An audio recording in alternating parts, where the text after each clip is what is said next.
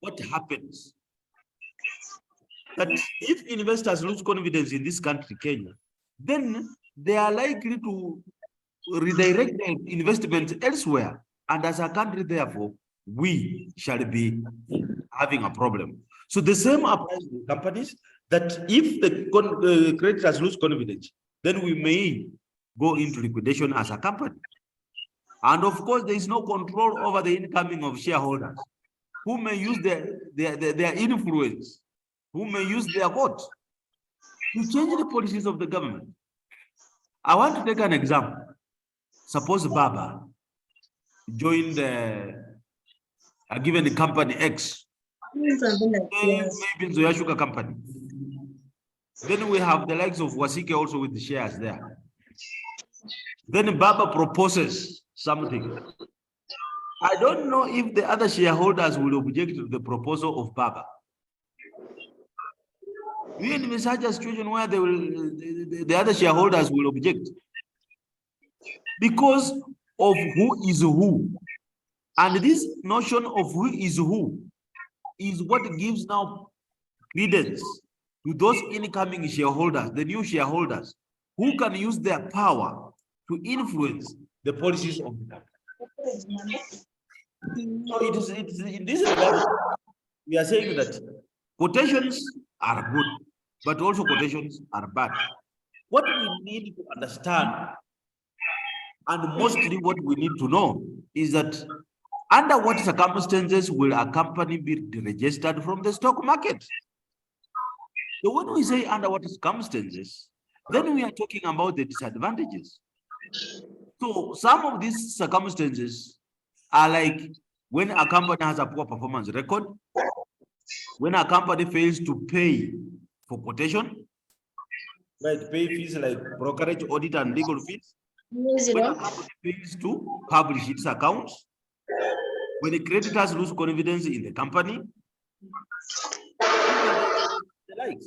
So we need to understand as we look at this, because this is actually what happened. As I said in the beginning, before most of you came in, we are going to leave the university. We are investors even now.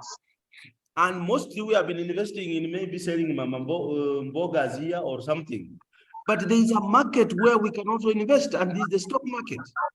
As we look at this, we are basically looking at investments. And as I said, the main reason why we invest is to make a profit. That this profit is key, because it's what makes us to venture into any business.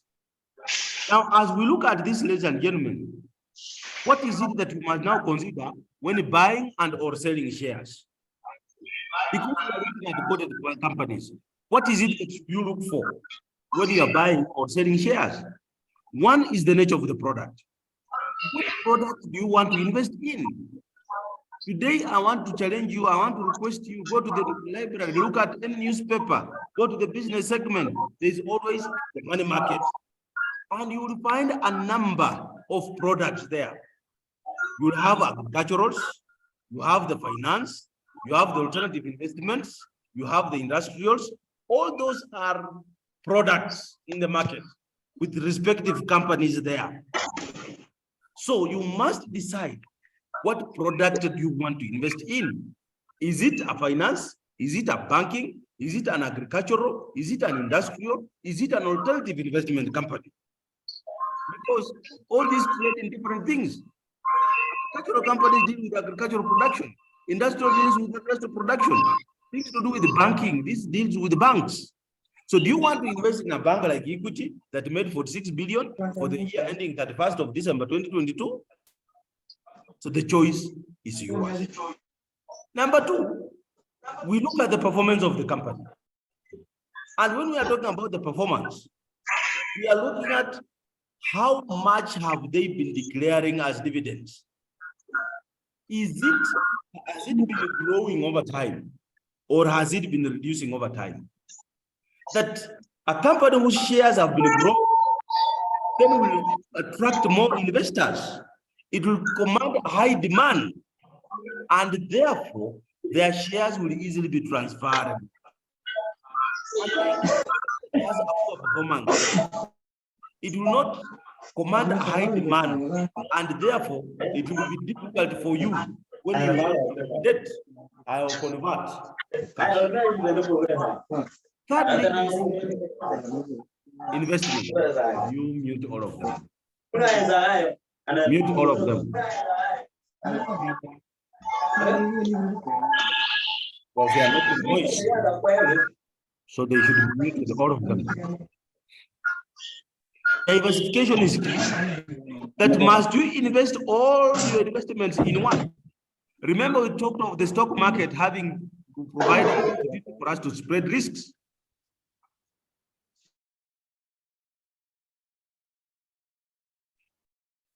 There is need that we diversify our investments, invest in different companies so that we spread that risk and we have a wide product mix. Don't invest all in banking or agricultural. Suppose you invested in all agricultural and then there's drought. So all your investments will vanish off.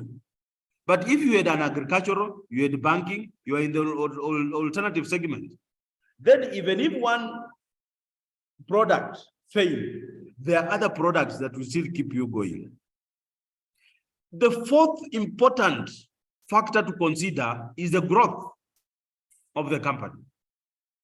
That we want to invest in those companies whose growth rate is favorable. When do we say that it is favorable? If it declares one, more dividends. When do we say that it is favorable? If we see that there is a high demand for those shares. When do we say that it is favorable? If we see to it that there is growth in terms of its fund value. That growth rate is key.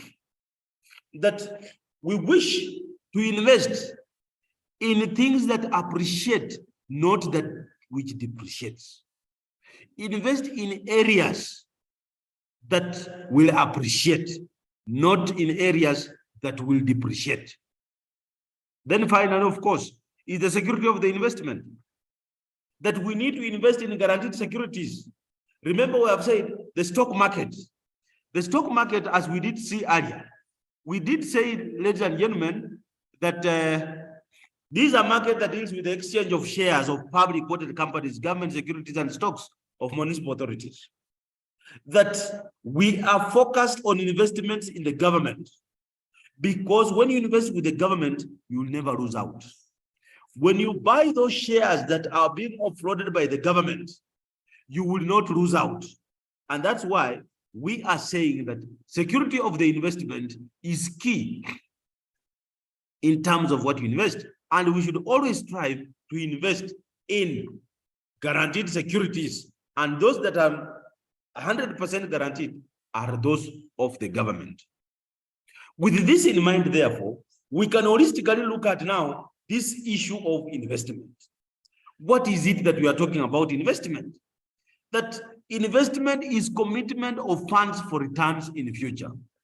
We are committing funds now for purposes of returns in the future. These are what we are referring to as profits. Now, for us to achieve this, general factors to consider for a viable investment will be now returns. What returns do you envisage to receive? Returns with respect to the interests, returns with respect to the profits, returns with respect to the dividends, and the like. And with this, we must always ensure that we invest areas that have usually higher returns, because the higher the returns, the better the investment. Security of investment, we have said that for stock market, we go for those that are guaranteed. Why are we going for those that are guaranteed? Because there are fewer or minimal risks. The fewer or minimal risks, there are fewer risks when you invest with the government. Liquidity, how is it easy for us to convert that investment into cash? Ordinarily, those investments that can easily be converted into cash have a higher liquidity. Now, why do we go for them? Because we are saying that the degree of liquidity, maybe you might be having a challenge at some point. It should be easier for you to get back your initial capital invested. Then how long does it take to pay back your initial capital invested? The payback period. That we need to strive to invest in areas where it takes a short period for us to get back our initial capital, so that even if we went out of the market, we have retrieved all our investments, and what is left are only returns. We must check the tax policy. The current trend is that LIPA code, pay tax. So when we are investing, we must check what is the tax policy. We must invest in areas whose profits are mainly tax-free, or they call for a lower tax rate. That is the bottom line. And the tax rate, the growth rate, we said we want those that are appreciating, not those that depreciate. This is what we are saying. So as we look at this, I want to jog your mind a bit. Look at that question. Mr. XYZ has been retrenched from his job and is given 3 million shillings as a lump sum and intends to venture into some kind of investment. He is undecided as to whether to invest into a matatu business. And for example, this matatu business, I want to call it 4K Circle. Those who come from Nakuru and Central. But mine 4K Circle for Kitale, Kakamega, Kisumu, and Kisii. That's my route. Or I want to buy shares. I might buy shares from the finance. I go to equity. Agriculturals, I go to Rea Vipingo. Industrials, I want to invest maybe with the Bamburi cement. Alternatives, I can go for an alternative market. So any of those. Then I want also to look at it that and say, I can also build rental houses in an upcoming town like Kibabi here, or Bungoma or Kandui. But I'm undecided. This XYZ is undecided. Should he go for the matatu business? Should he buy shares? Should he build rental houses? You are approached as an expert in investment to advise. Which option would you advise Mr. XYZ to invest in?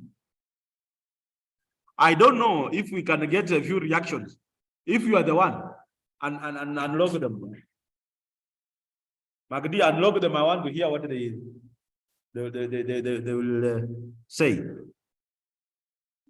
If you are the expert, as per me, I will better to venture in a rental houses because it appreciates.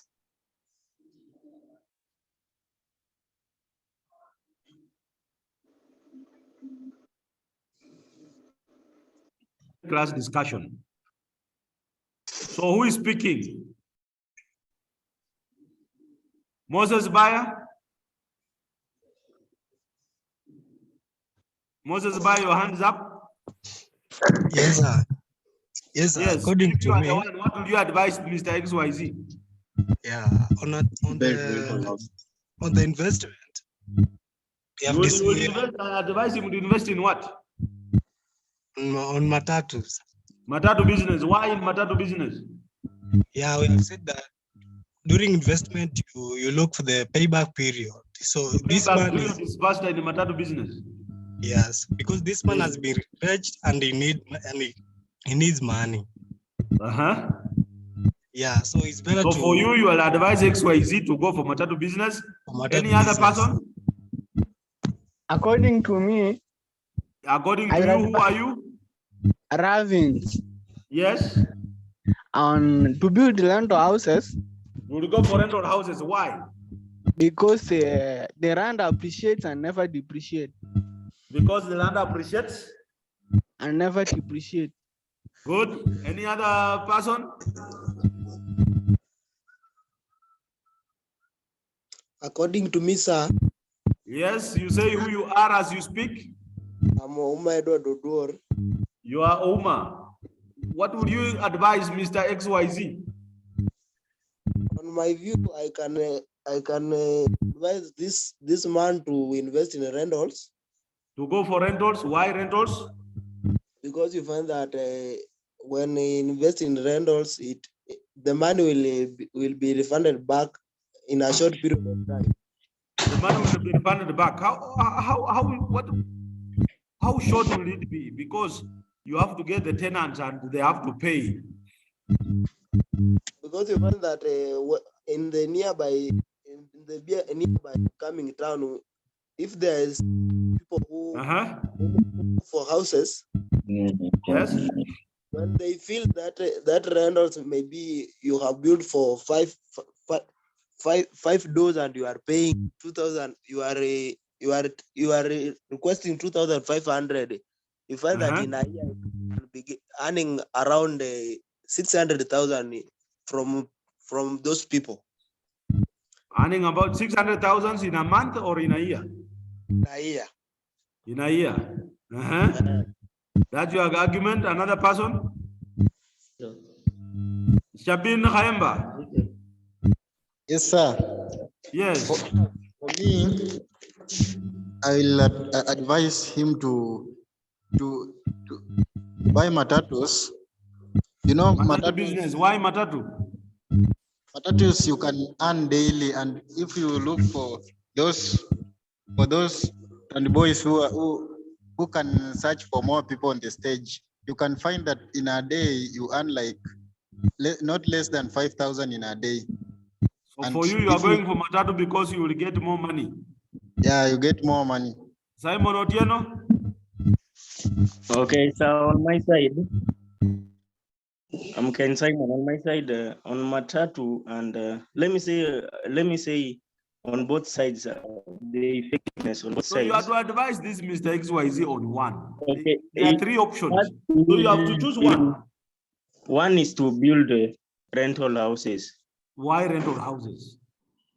Rental houses, you will conquer the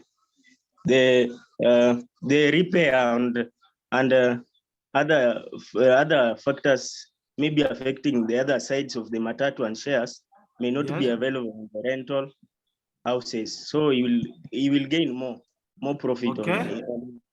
Kiplimo? For my case, yes, I prefer to buy the shares. You go for shares from different companies. Yes. Because there is surety of the profit without any loss. Because if you compare the rental houses and matatus, there is high chances that the matatus may get an accident. Those are now risks involved. Yeah, those are the risks now that are involved compared to the rental houses, whereby there is no guarantee that the tenants will pay 100% compared to shares, whereby when you buy the shares, the companies that will be giving out the profits will share them accordingly, according to the number of shares that you've given out. Good. Milka Juma? Okay, for me, like Mr. X. Unakatika, check your connectivity. Milka Juma? In an upcoming time, because we faced losses, we can sell the house, but the value would appreciate. But it depreciates. It depreciates. Good. Joshua Onyonyi? Okay, for me, I will advise Mr. XYZ to invest in rental houses in upcoming town because now that's going for rental houses. Yeah. Why? I think one of the reasons this is an upcoming town. In some years, it will be actually a big town, one of the biggest towns towns in the country. Now, you see, there is that maximum appreciation, and Mr. XYZ is guaranteed of getting maximum profits from those rentals. You see, for example, at the beginning, maybe Mr. XYZ has listed out that every tenant should pay 5K per month. And then with the time, you see, this town is growing. With the time, that rent will appreciate. If you were paying 5K per month, people will begin to pay 7K because of the things that have improved in the town, and the cost of living is also going up. So I think Mr. XYZ should go for the rental housing. Okay. We can conclude by listening from Gibet. Okay, on my side. Yes.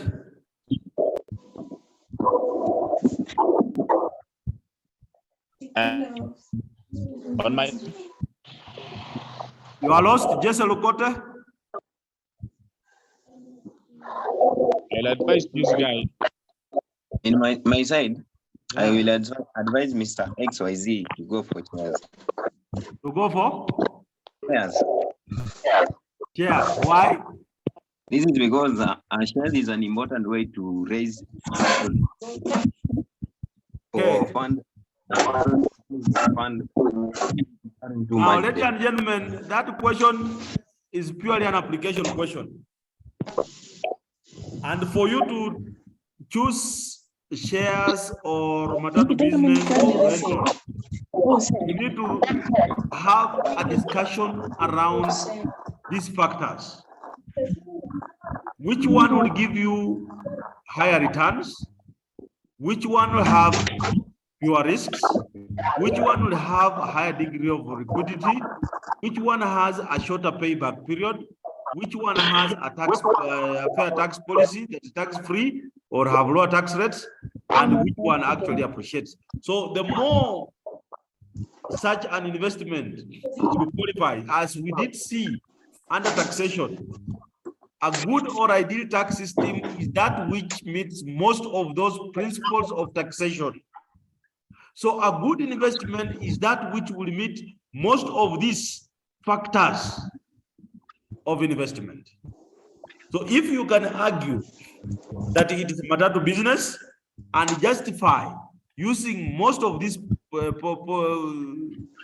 factors, the better. If you can argue in favor of investments in terms of having land and putting up houses, better. If you can argue in terms of shares, better. So that is exactly what that question is all about.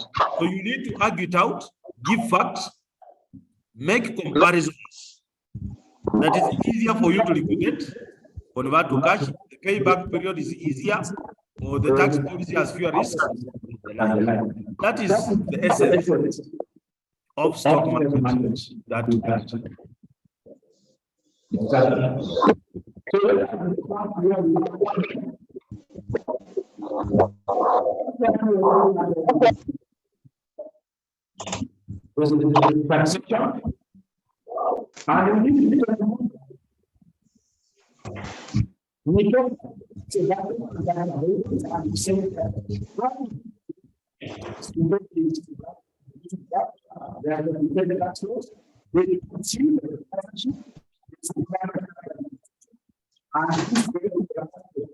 Was the key lost the activity.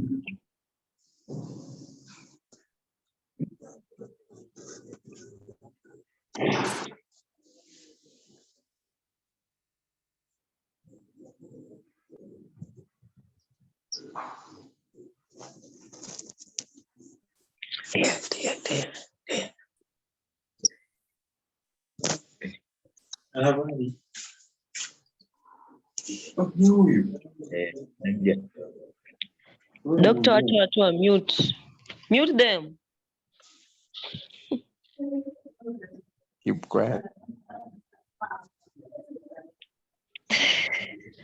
Doctor, mute them. Hata asikiki.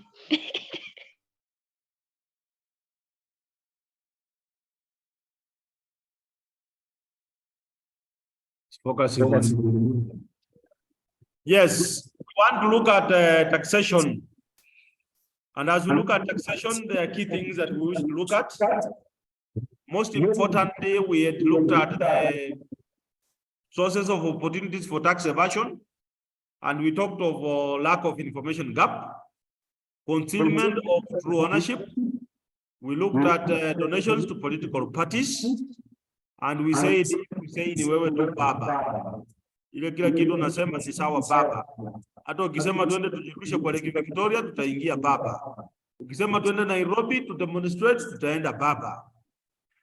Then you are rewarded by being exempted from paying tax. But then this is not the best way, because we saw to it that there are other ways, and as a government, we might bring in new things so that we seal those loopholes. And one of the ways we did say was to have a conceptual definition of tax and what income tax is. We said we can have alternative forms of taxes so that we guard against, like we can have annual tax or tax on expenditure and the like. We talked of having to introduce personal identification numbers, the PIN numbers, which is actually doing well in Kenya. Then we also looked at how do we go about these issues of tax evasion. We said you file returns for high income taxpayers, and now it's everybody paying tax, not just the high income tax payers. These are things that we are looking at, and these are things that the government has looked at. Issues of bracket clipping, where the government must adjust those brackets so that during inflation, people get more, and therefore they pay more taxes. These are the things that we need to look at. Now, we want to further and look at how do we calculate the income tax. So income tax is nothing that income to the government. Income to the government. So as we look at income tax, now we want to go to the green.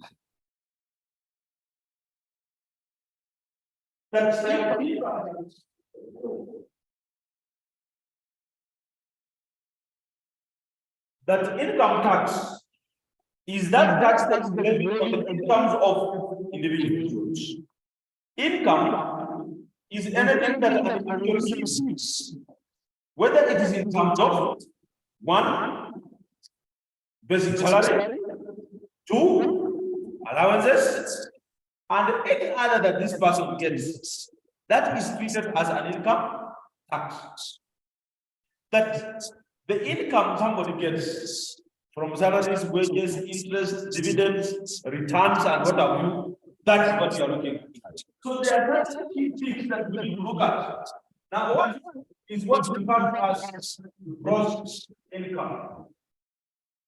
Gross income is the totality of what an individual receives. And basically, this will include all that which somebody gets as salary plus all allowances. Salary plus all allowances. So if that was salary of 100,000, house allowance of 10,000, bit of an allowance, to make allowance, and what have you, all that totality is what gives us what we are referring to as the gross income. Now, another term that we come across is what we call as levy. A levy is a discount that out of what I'm supposed to pay, I'm supposed to pay, I'm given a discount. That discount is a levy. And that is supposed to go of this as an event. A levy or a rebate. Then there's something else that we need to look at, what we call the taxable pay. What is taxable pay? This is the amount of money that we subject to tax. Of all the earnings, of all the gross income, there is normally a proportion that is subjected to tax. That proportion is what we refer to as taxable pay. But how do we arrive at the tax on pay? That there are certain things that are exempted from being taxed at present because they will be taxed later. Some of these things include what we refer to as pension. For any working employee who earns salary on permanent and pension for term, she is exempted from paying tax now on that portion of pension because it will be taxed at the time of payment of pension later. So for us to get that proportion, then we need to get the gross income less all those contributions to registered schemes. And these registered schemes, we are very particular. They must be registered with the Commissioner of Income Tax. These are not usually very short. There are certain insurance policies, like life assurance and the like. But the bottom line is that we must be told that they are registered. If they are registered, then we exempt them from taxation at that time. Then we have the tax liability.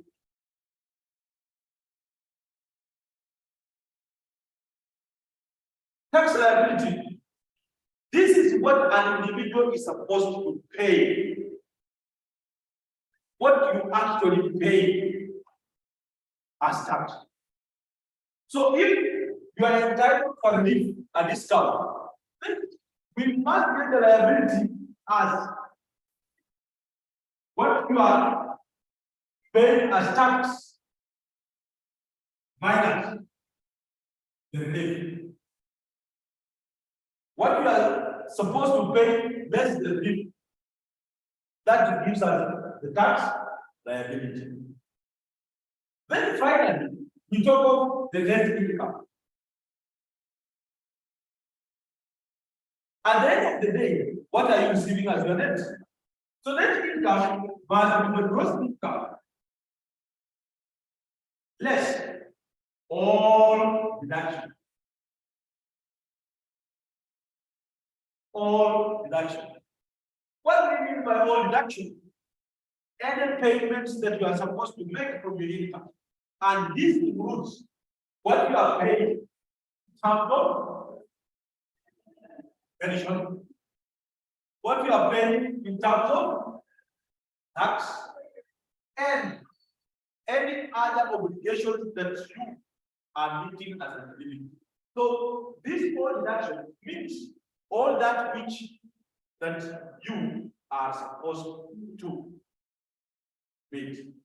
If you are contributing, paying loans, medical, or what have you, that is what we are saying. Now, how do we know when to do this? Remember our discussion earlier. Our earlier discussion indicated that the government must be the tax principle. It was, I think, number 8, simplicity. It must be easy for the government, for people to understand what the government wants and the government wants. Then we say that it should be diversified, that it should be easy for the government to change those tax brackets. So for us to get this regulation, we must have what we refer as the tax schedule. This is a table that gives us how much we tax at what point, and it's normally graduated. So it normally has the amount and the rate. Say, for example, we have the following, that from 1 shilling to 10,800, the minimum rate is normally 10%. Then from 10,801 to this 10,801, 800 plus 10, 801, 800, this is now 21,600. 21,600. This is normally 50%. I'm trying to generate the table That's 32,400. From 21,601 to this is 32,400. 20%. But then they can from 32,401 to 43,200, 25%. Then 43,201 and above, this is 30%. I've generated one table. Now this table is showing us the graduation. That for somebody who earns up to 10,000 is only taxed 10%. Somebody who earns maybe up to 1,000, the first 10,000 is going to tax at 10%. For the next tax at 10%. It is cumulative. Remember, we talked of the principle of equality, that we must be able to contribute to the basket of the government based on our respective abilities and capabilities. That if you earn more, you should pay more. If you earn less, you should pay less. So this is one way of presenting the table. The alternative way would be you shall have a amount and then the rest. That for the past 10,800, 10%. For the next 10,800, 10%. The next 10,800, 20%. For the next 10,800, 5%. Then excess of 43,200 at 30%. This table and this table are presenting the same information. That if you look at this, the first bracket, how do we get the first amount? It is 10,000 into 1 minus 1. Gives you 10,000. When 1,601 minus 10,801, it gives you the next. We are not taking this minus this. It is this minus that. The way we did see how to get the class size and the statistics. This is how we do it. That is 2,001 minus 21,601. How much is that? So if the table is presented in this form or in this form, they all mean one and the same thing. There are times that this bracket is smaller, so they can be larger, depending on the tax table that is provided. So let us see how we do that with how we calculate the income tax of some individual. Let's look at the following example.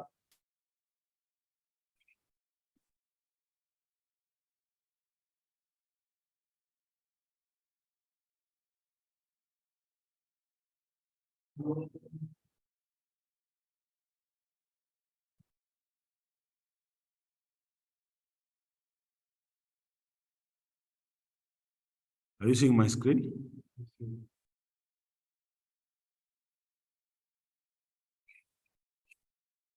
Let us look at that example. Mrs. Olive is a personnel manager with a certain company. She has a basic salary of 26,000 per month, house allowance of 20,000, subsistence allowance of 2,500, and the amounts are given in terms of Kenya shillings, a responsibility allowance of 4,000, car allowance of 8,000, and a medical allowance of 5,000. She contributes 10% of basic salary to a registered pension scheme, 320 shillings to NHIF, 200 shillings to NSSF, and 500 shillings for service charge. In addition, she pays 1,000 shillings to her cooperative society every month, and she has a personal relief of 1,056 per month. So with this, let us now compute the gross income per month and for the whole year. So what we are saying is, let us use that. Have they copied this? Yeah, we give them that. So if this is the question, Let us find the gross income. Let us find the monthly and the yearly taxable income. Taxable income is what we are referring to as the taxable pay. Then the monthly tax liability, what this person is supposed to pay, and what will be the take-home package or otherwise the net income. Let us work out that.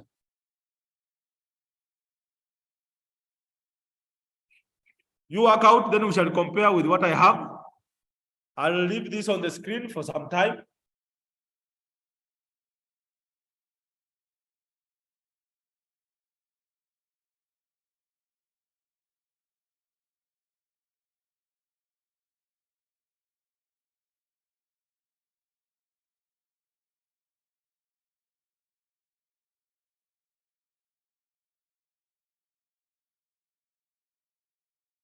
So you can share your gross income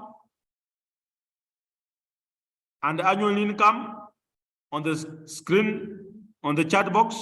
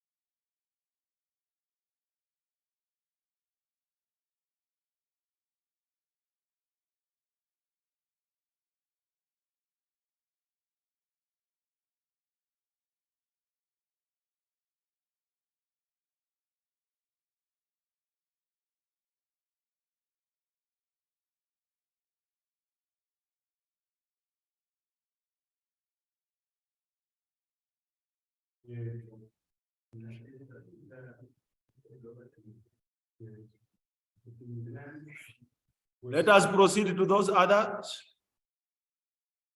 Proceed to B. I see A, it's 65,500 for the whole year. Is 786,000. Good.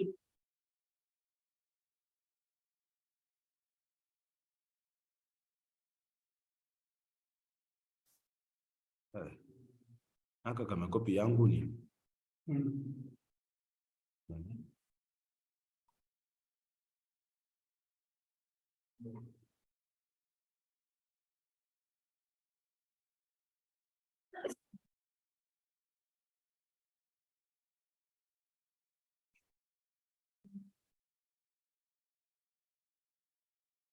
Check the taxable income. Taxable income.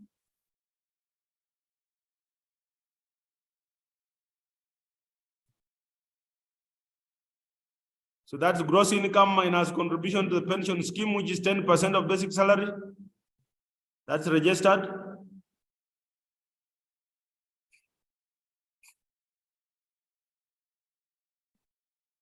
$62,000. Juma Eugene. Juma Eugene, that is fine. Proceed to tax liability.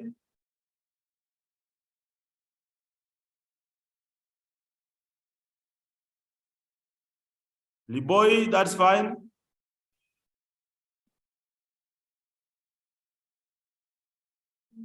Lewis, good.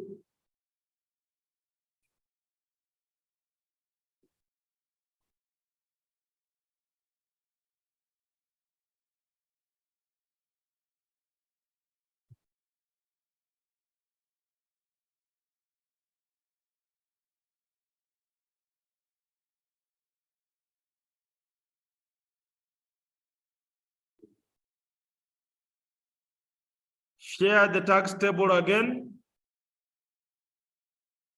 Check the tax table on your screen.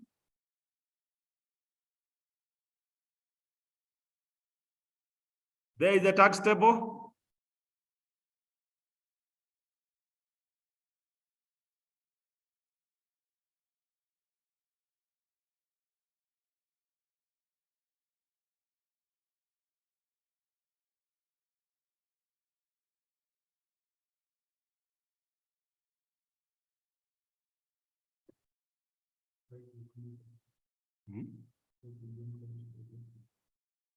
Zoom. Itakuwa kubwa sana.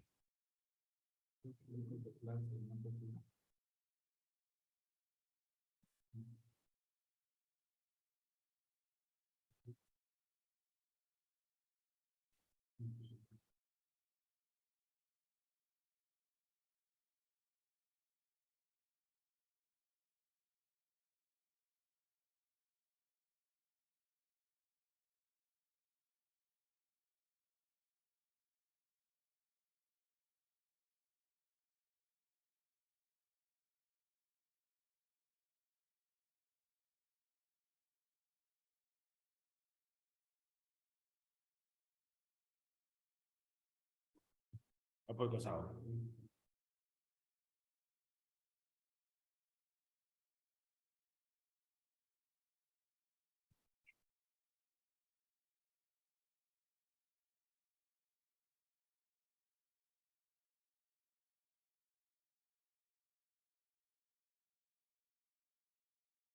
Please, I have not understood. I ask you to work together. No. Nataka kuleta nini tena?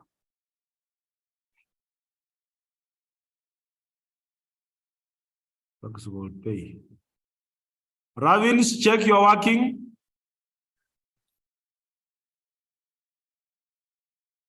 Ravins, check your working.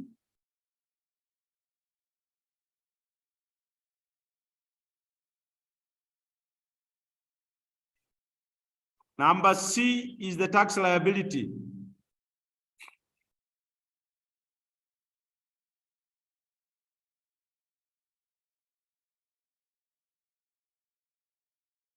the tax liability.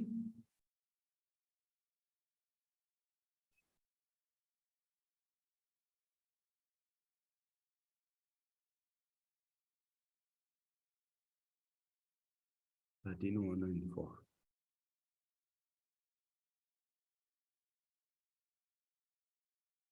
This is the case. Najua sitaki kuwapea ile screen yenye na majibu.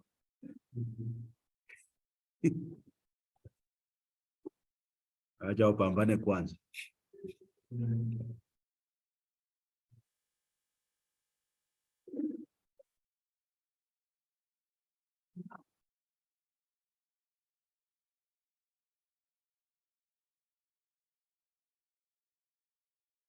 Gross income by tax liability 12,414 per month. Sharon, check.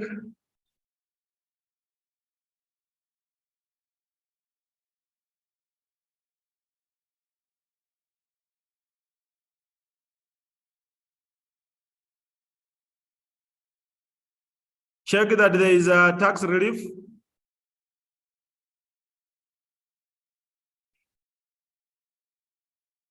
At 13,470. You are getting different values for tax liability.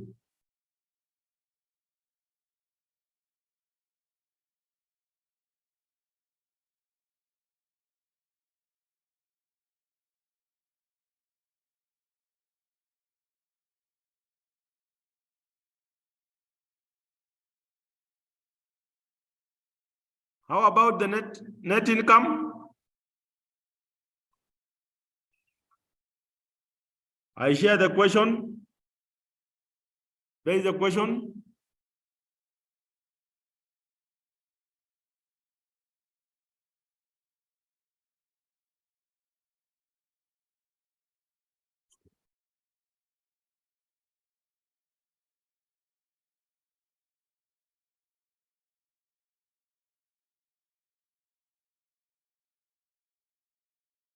The monthly tax liability cannot be more than the gross income.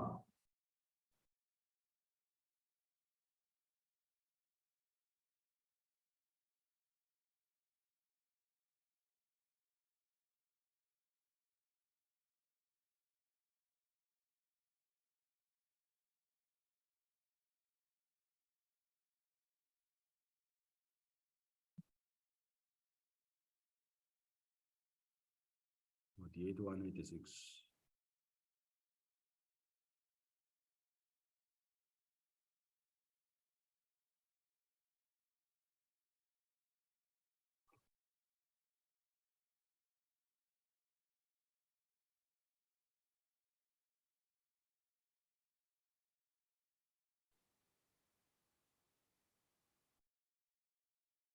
Evelyn, check.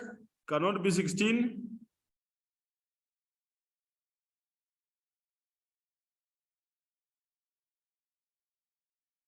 Brandon, check.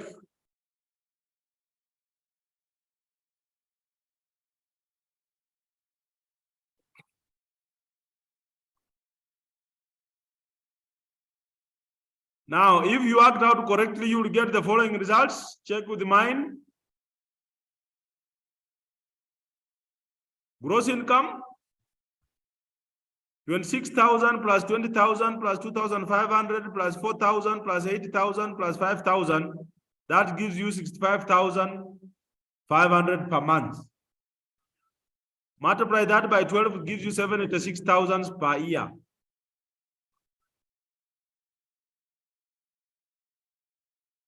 For taxable income is gross income minus pension. So gross income is 65,500 minus 10% of 2,600 of 26,000. That gives you 2,600. You subtract, you get 62,900 per month. Annually is therefore times 12, 754, 800.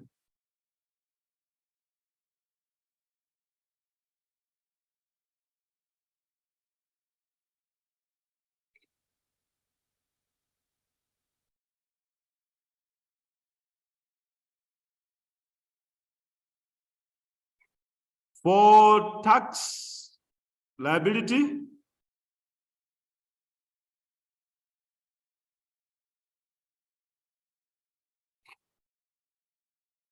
check if I did wrong calculation.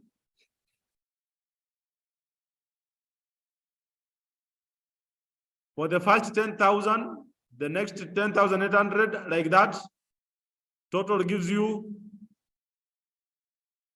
10,800.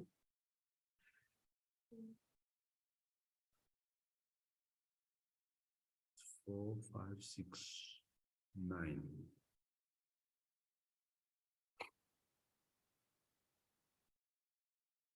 Check that.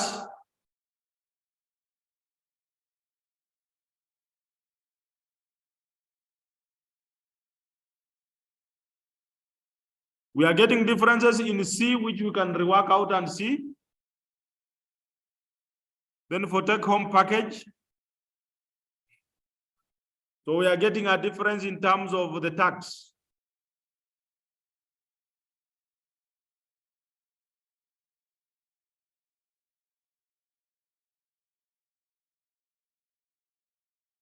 Can easily check this.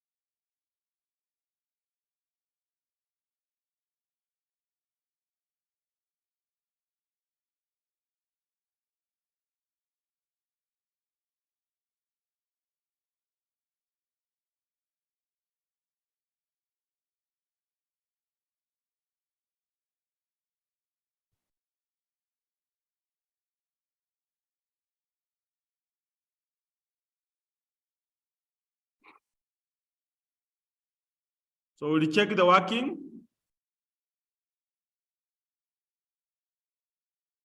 Let's look at example 2.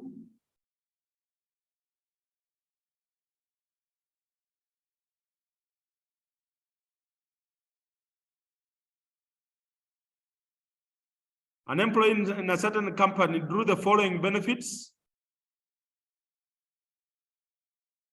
Basic salary 20,000, house allowance 15,000, medical allowance 80,000, car allowance 8,500, entertainment allowance 5,500, responsibility allowance of 7,200.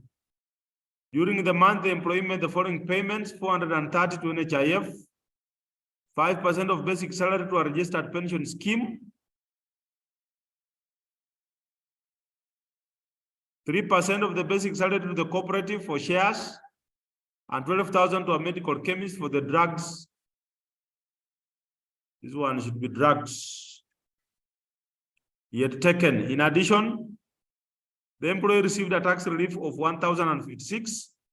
Using the tax schedule below, calculate the employee's gross income, taxable income, tax charged, and then the net income.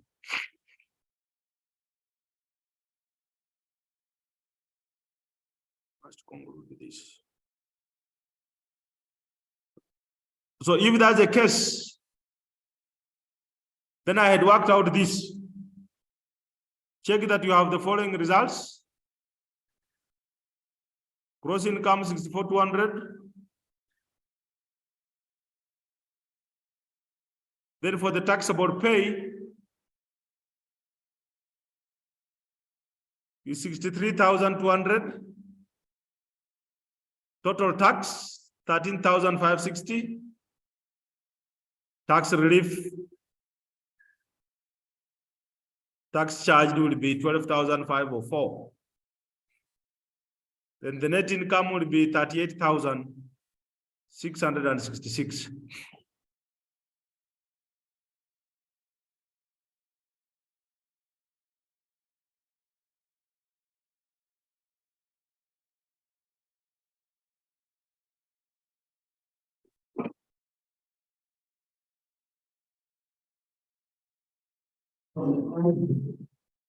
They want the question.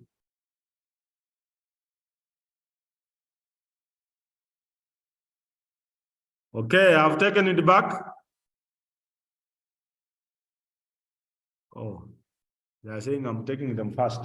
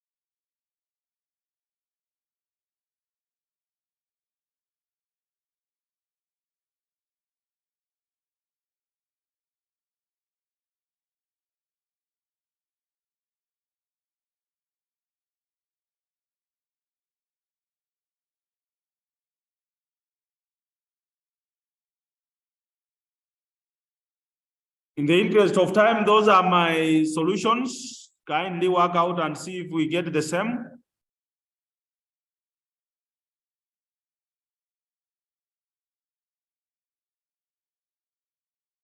Hutaki kuwork nielewe. Ala. Alright.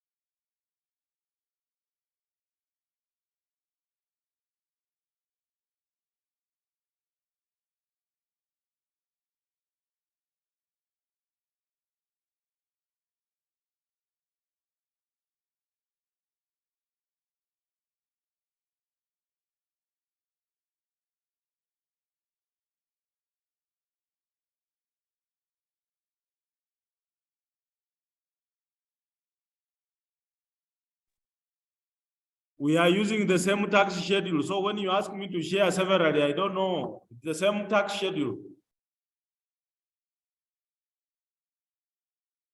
Ni kama tuna convert those answers back to questions.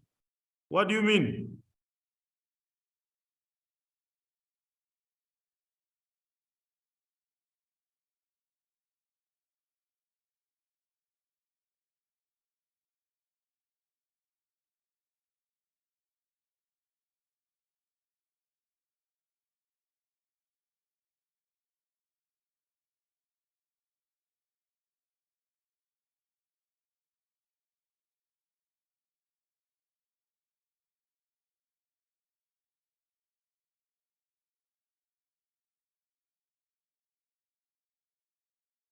Kindly, you people, you are not serious. You seem to be doing your own things.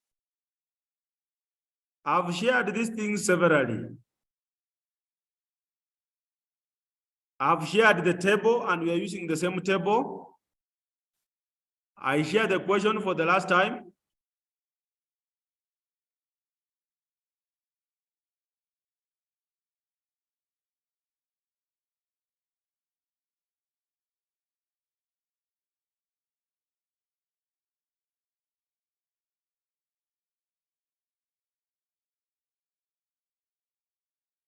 Share the question, sir, please. I've shared this now. This is the fourth time.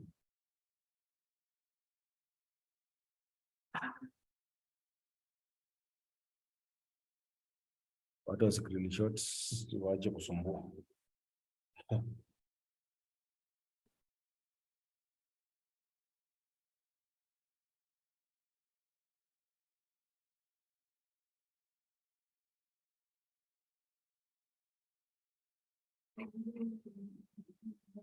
Are we there?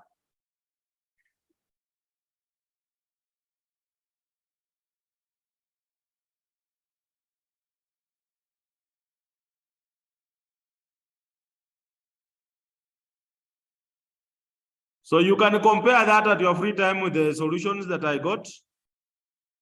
And if need be, then we can consult and cross-check where the problem was.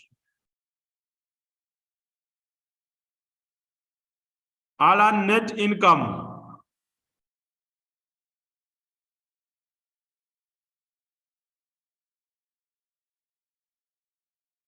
I show you how to get the net income. Check the screen. Net income is gross income minus all deductions. That includes the tax paid plus contribution to registered schemes and any other deduction. That's how to get the net income.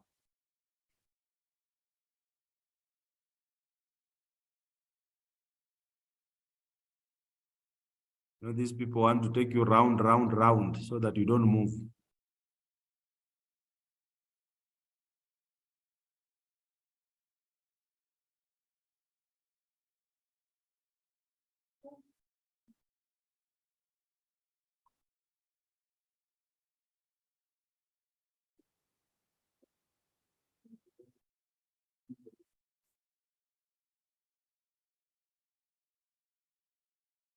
Please wind up. I want us to look at something else.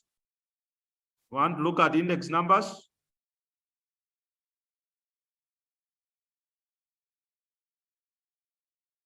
You can also have that question for your own.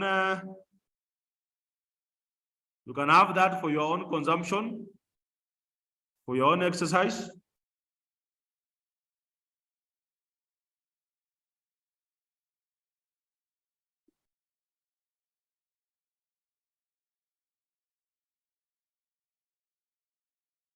Copy that question for your own exercise.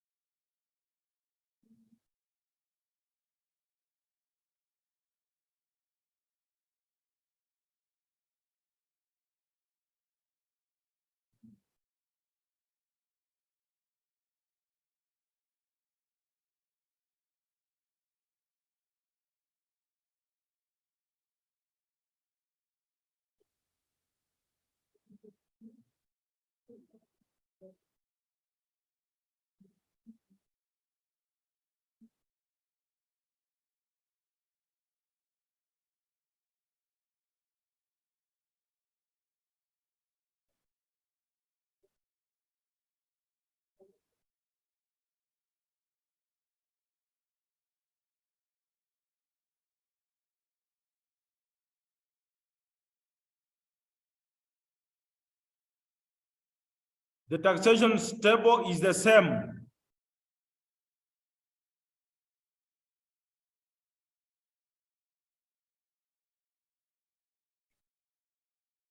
How do you see that? Which one?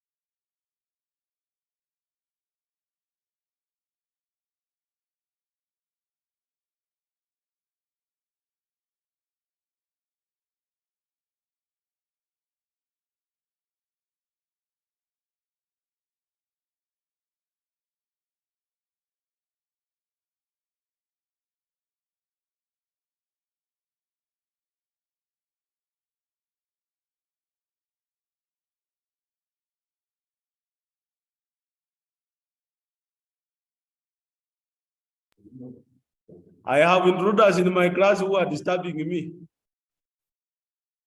Some are rivaling me in the body size. So let us proceed and look at something else. We look at index numbers.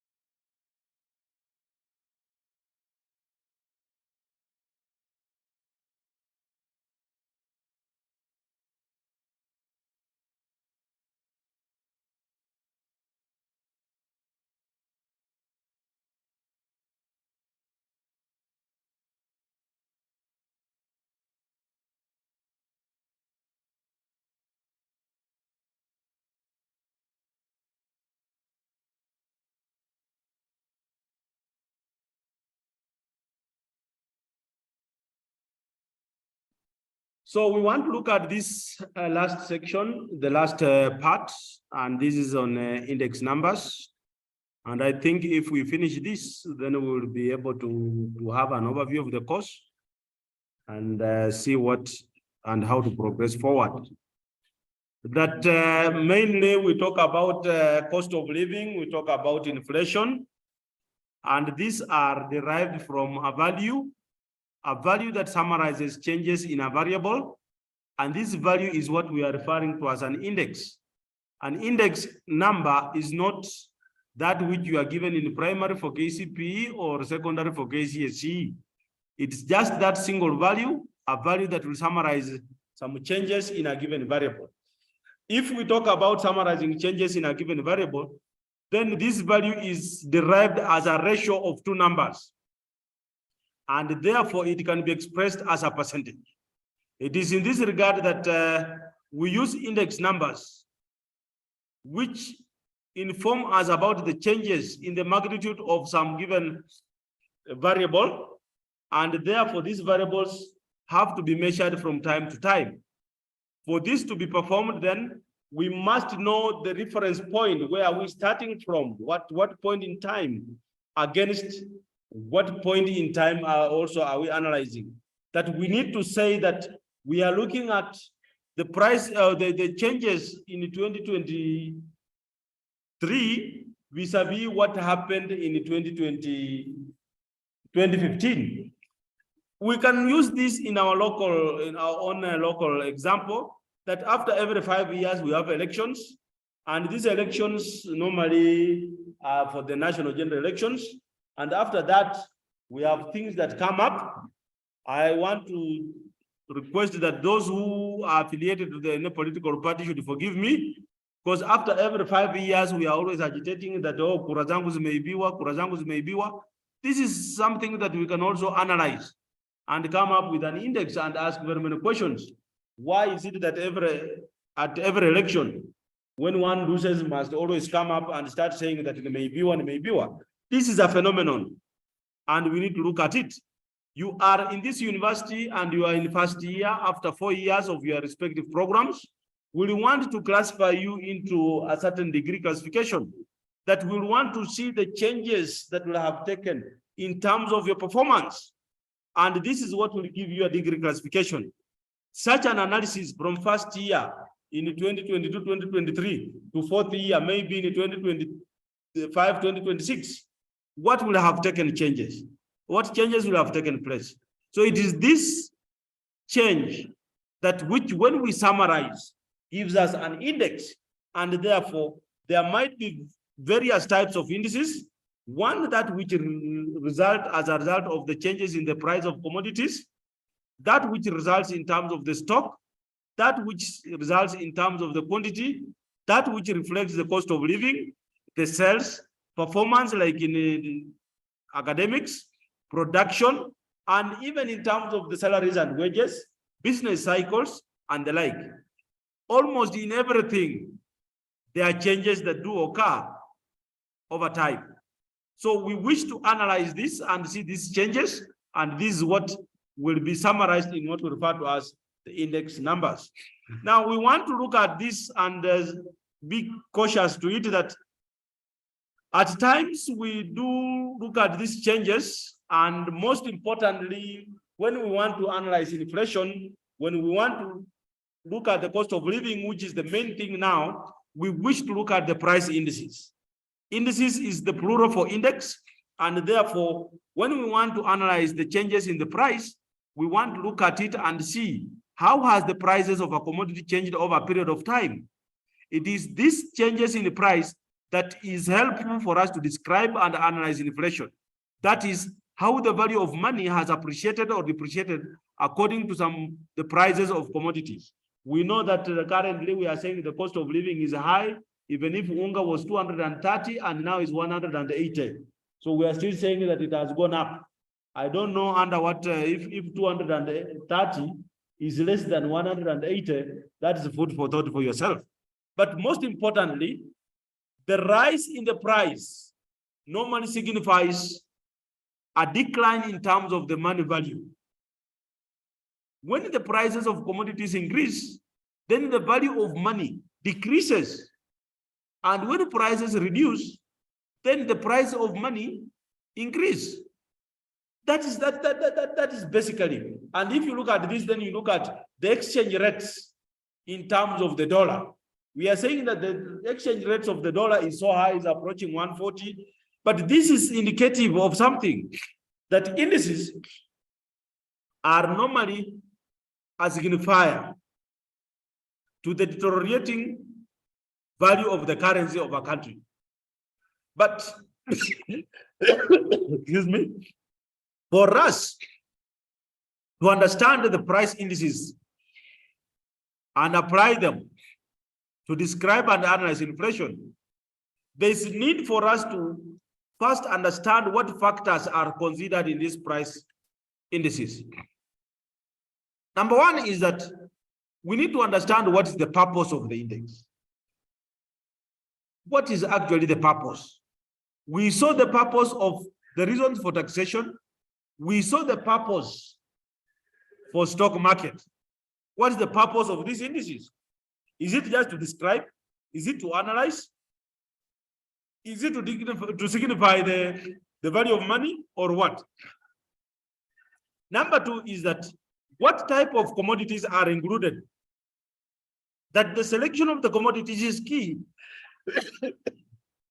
How do we select commodities to be included? Are they the common commodities? Are they those that are used by many? Are they those that are used by few? Look at a commodity like fuel. Fuel is basically used by everybody. In every production, we use fuel. And therefore, such a commodity is key in terms of describing and analyzing inflation. How about the period? We are talking about two periods. One is where we are starting from, and two, where we are doing the analysis. Look at the comparison. We want to compare the prices in the year, in the Uhuru regime, and now in the Ruto regime. That the choice of the period is key. We want to compare the prices and the costs during Kibaki time and during Ruto's time. This is over time. That the choice of that period is important.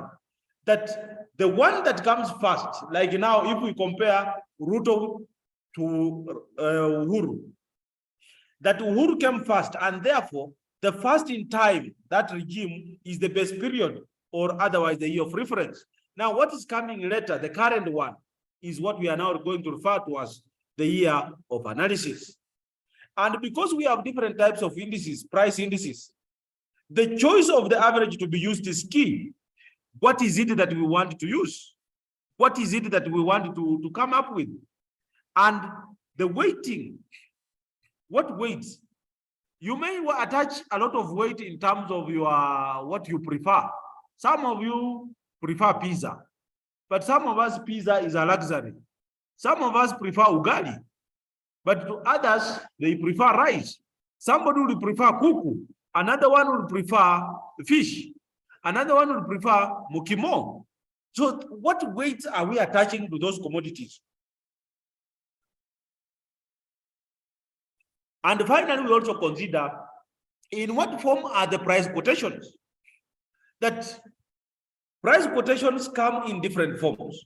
You are talking of a kilo of, a packet of, a liter of. You see, a liter, a kilo, a packet, those are the various quotations of prices. How do we treat those quotations? Is a kilo equivalent to a liter? Is it equivalent to a packet? These are the issues. As we look at price indices, the form of price quotations is key. And therefore, we need to have the right quotations. You cannot, we talk of a loaf of bread, a packet of tea leaves, a kilo of sugar, but we cannot talk about a packet of sugar, because we know the quotations, we know the measuring unit of that. So with this background, with these factors, then we can confidently proceed to now look at these index numbers. That there are various types of index numbers. One is the price relative index. The price relative index. Switch on that. Yes. That what is this price relative index? This is a measure of change over time in the price of a single commodity. A measure over time. But I'll want it. Yes. I'll want it. Want them to... Yeah, can we have both? Yes. Can we have both? No, one. So what is this that we are talking about as price relative index? It's a measure of change over time in the price of a commodity. And this index may have its own shortfall. The shortfall in terms of the index is that it's not a good measure because it doesn't indicate the general movement in the prices. How do we calculate this? That is the key thing. Let us check on the board.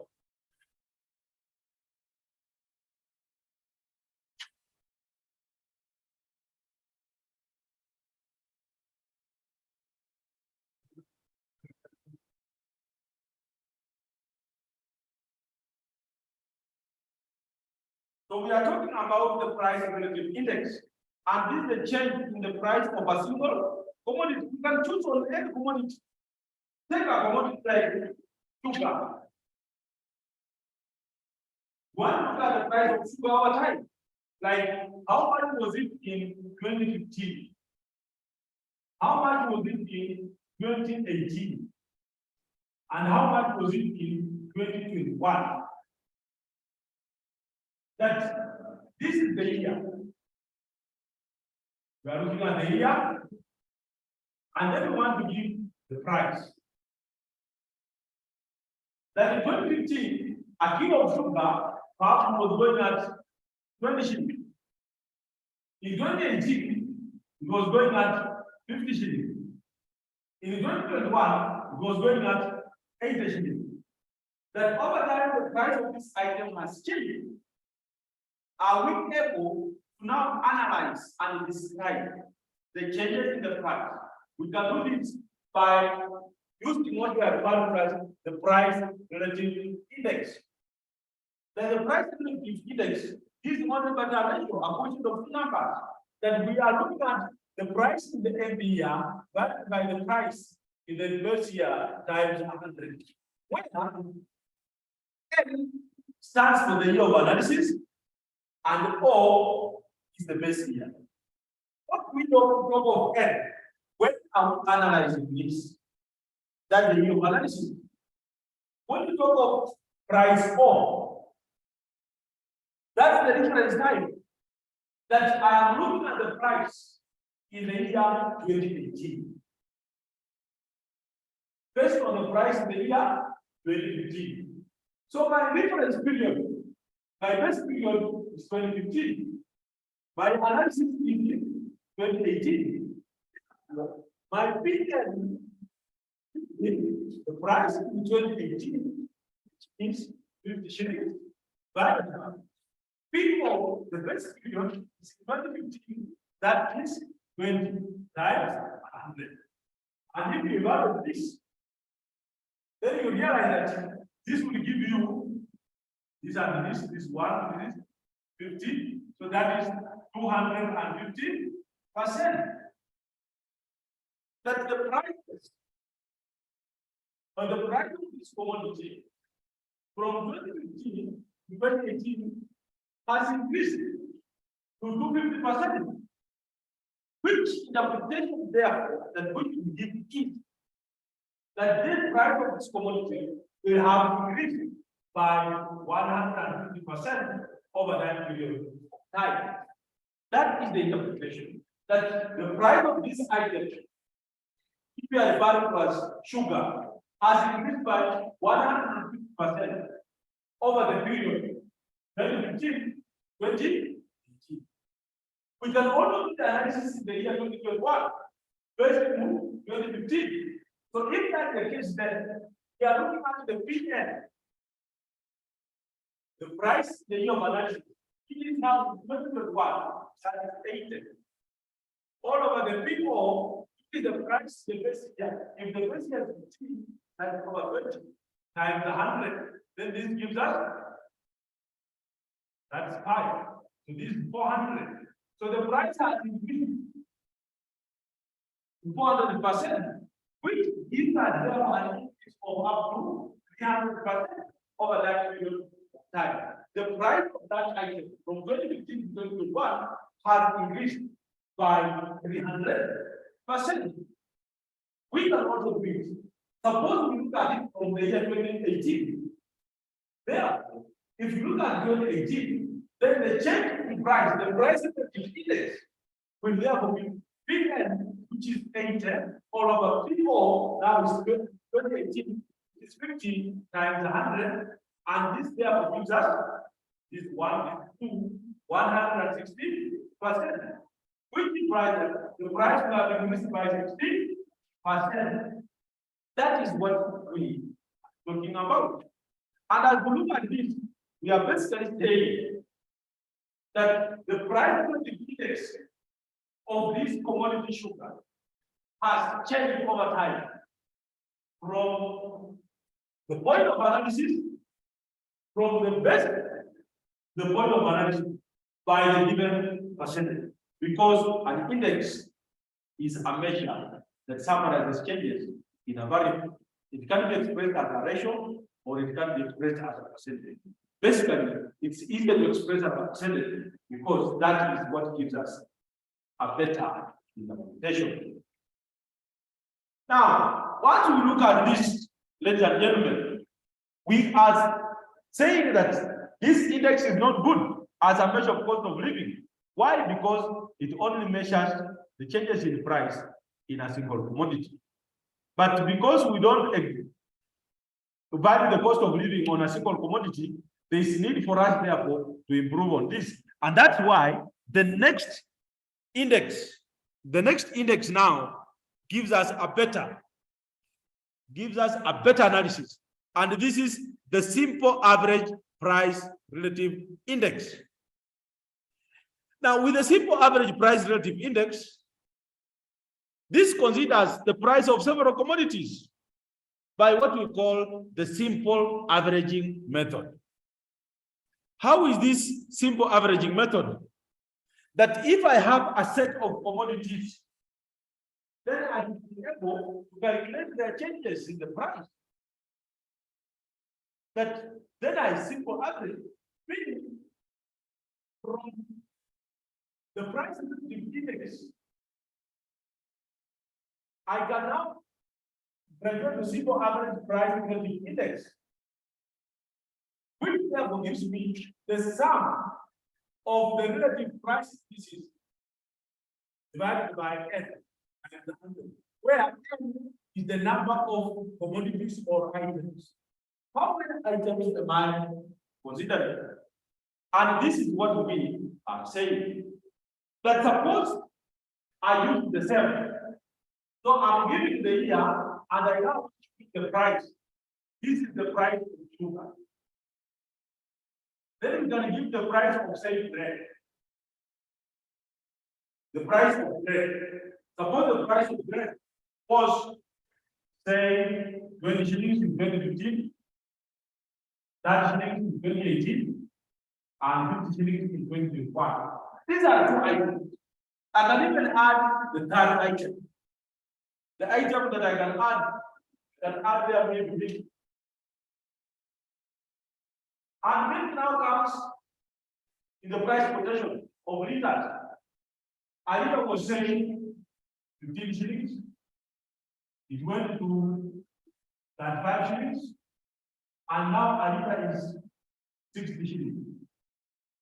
If that is the price change in that set of items, then my simple average price index will be equal to, I want to do the analysis in 2021, in 2015. So my base year is 2015. My year of analysis is 2021. What does this therefore mean? That I look at each of those items. For sugar, the changes are 80 all over 20. Plus, for bread, it's 50 all over 20. For milk, it is 60 all over 15. All this divided by the number of items which are 3, because we are getting the sum of the relative price indices. This is times 100. So if you work out this, then you will be able to get a price relative index that we are defining as a simple average price relative index. So you can work out this, what you get, and show the chat box. Work out that.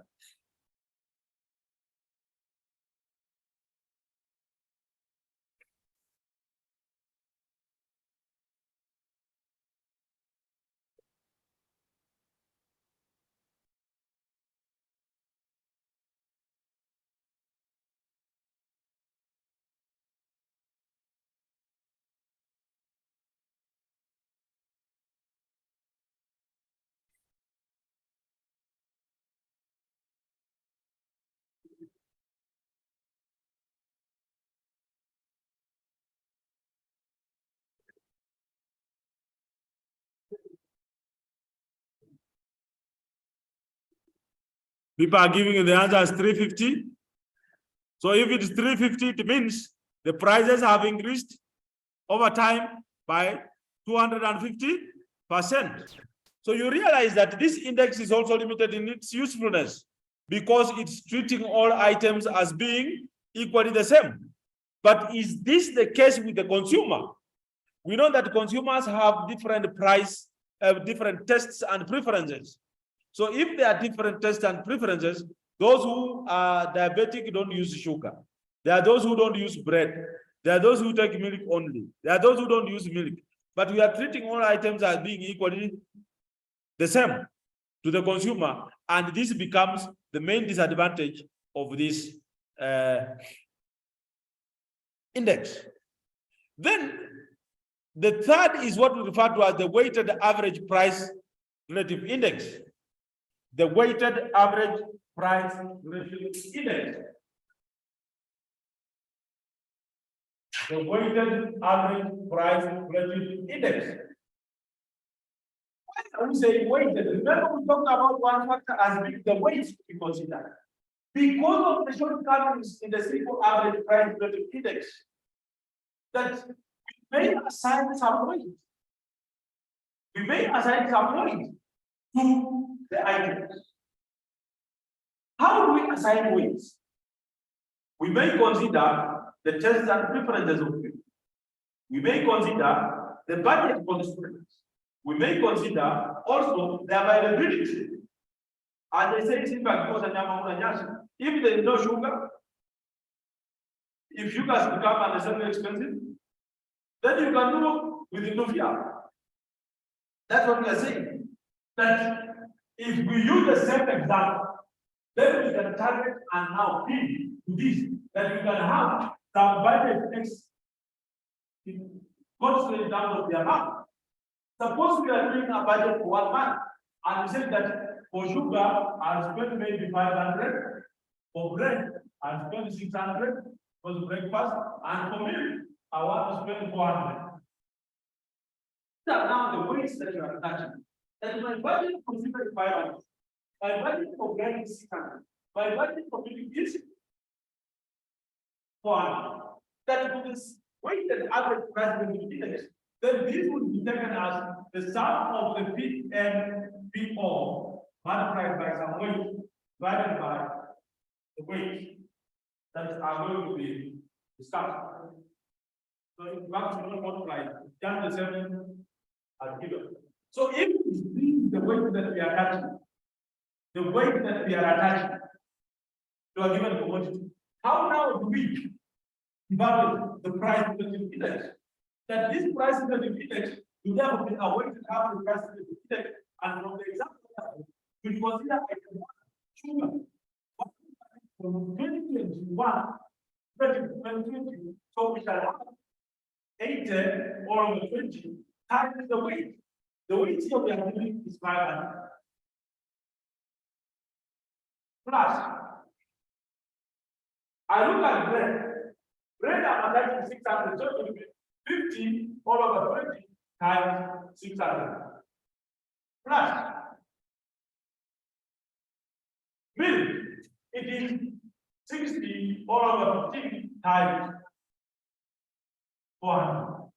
And this I divide by the total weight, the sum of the weights that I'm attaching, which gives me 500 plus 600 plus 400, and this multiplied by 100. To work out that, then we see how this index is all about. Work out. First, we can compare the weight of the average with the simple average. Then we see how it gives us. We can share on the chat box.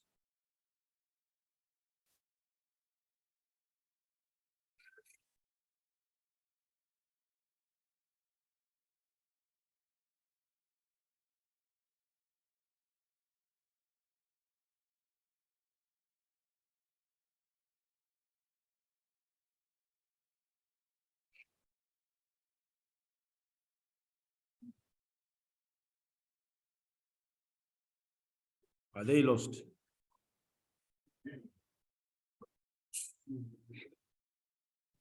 Okay, wacha tungoje tuone. It increased by 250%. Yes. Hiyo ilikuwa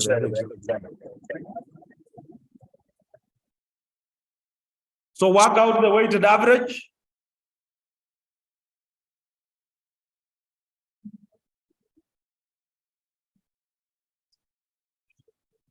Oh, tumalize tu hii kitu. Two more.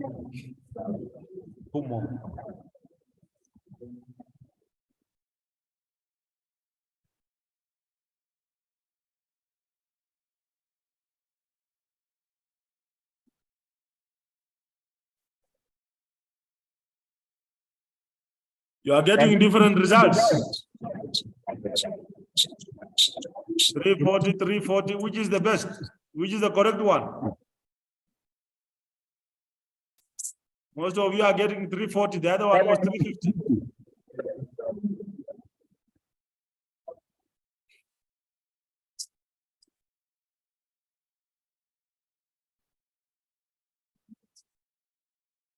So if it's 340, so it means it increased by 240%. The first one was by 250, so it had increased by 250%, and this increasing by 240. You see now the weighting is giving us a more realistic figure because we are touching the weights. Now the next one, the fourth type, is what we refer to as the simple aggregate price index. With a simple aggregate price index, this is where we are doing it and treating all the items as being equal. And therefore, the consumer taste and preferences are not taken into account as we had seen earlier. It's also affected by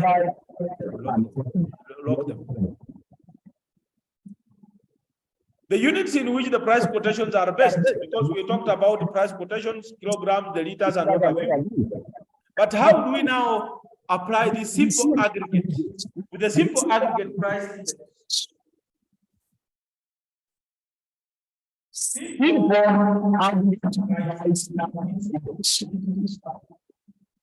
this is a simple aggregate method. The sum in the unit of analysis, but the sum in the best year, simple aggregate is the simple aggregate. That we are looking at the prices, 2015, 2018, 2021. What is the sum of the prices in 2020 for the items that are consideration? 40 plus 15 is 5. What the price in the year 2018? This is 80 plus 35. This is 115. What the prices in the year 2021? 80 plus 50, that's 130 plus 60, that's 51. 90. These are the prices. That if I am looking at an analysis 2021 using 2015 as the best year, then my simple aggregate price the index will be 190 all over 55 times 100. And if you have now this, you'll get about 200 and what? Work out that. We can also use 2018 as the best year, 2021 as the year of analysis.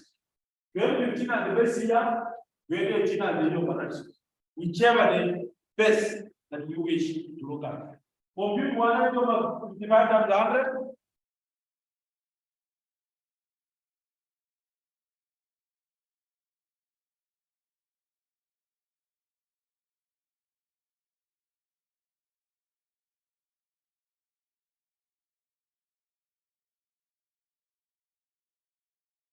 $345, and therefore the interpretation would be prices increased by 245%.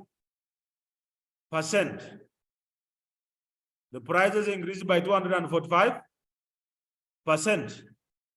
Then the last, as we have said, the simple aggregate has a problem because we are not considering the units, because sugar comes in a kilo, a loaf of bread, a liter of milk, and what have you. So the price quotations are not considered. And because of this, therefore, we go for the weighted aggregate price index. We have the weighted aggregate price index. Weighted aggregate price index. We are following through systematically. We began by the price index. We did that ratio of the two prices, the year of analysis and the base year. We said no, this is considered as simple commodity. We went for the simple average price index by simple average method. We saw the short course. No, we can now.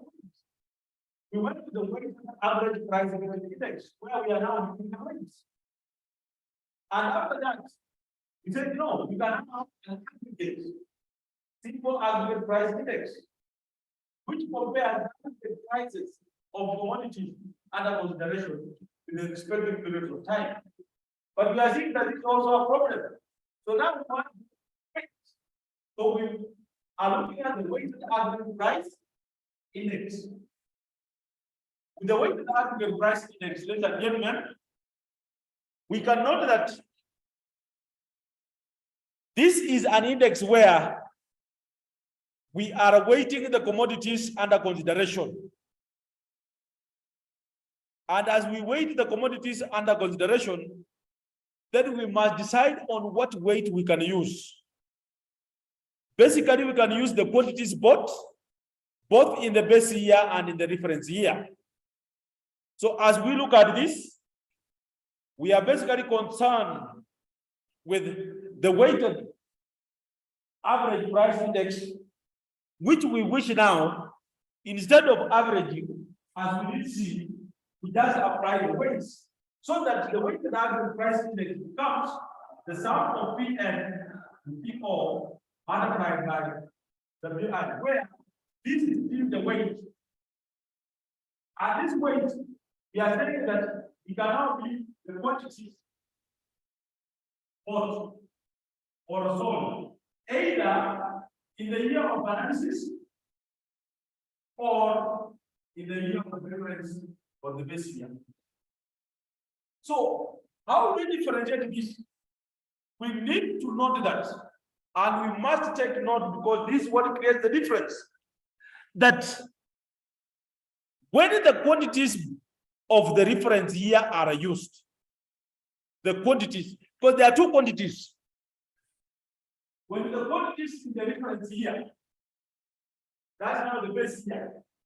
These quantities are supposed to be factored by 2. Those in the base year can be 2 or those in the year of analysis. Then when you use the base year quantity as weight, then that index, the weighted price index, is what is referred to as less biased price index.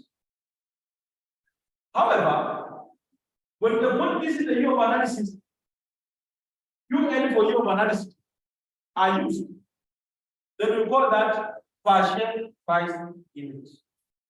What does this mean? What this means, ladies and gentlemen, is that the weighted aggregate price index, which we are saying that the weighted aggregate price index, which is given by the sum of Pn all over Q, Po multiplied by the weight, and the weight and the quantities. If we use Q for quantity, when we are referring to this year of analysis, when we use the year of analysis, then that becomes partial. When we use the year of reference, then that becomes less biased. Suppose in the year of analysis, we are saying it's Qn. In the base year of the reference is Q4. Then our weight is the Q4 or Qn. So for less biased index, we are using the Q4, which therefore divides this to sum of P and Q4 divided by sum of PO times 100. That becomes the weighted aggregate price index, which we are referring to as less per year. But when we use the year of analysis, that's what I share index, partial price index. We are using those two over now. Now sum of Pn, Qn, all over sum of P over Qn times 100. So these two, depending on the way systems are applied, what gives us let's price index or partial price index. Now, as we look at this, the let's square and partial, the difference in terms of the weighting, and we are using the quantities either in the best year or in the year of analysis.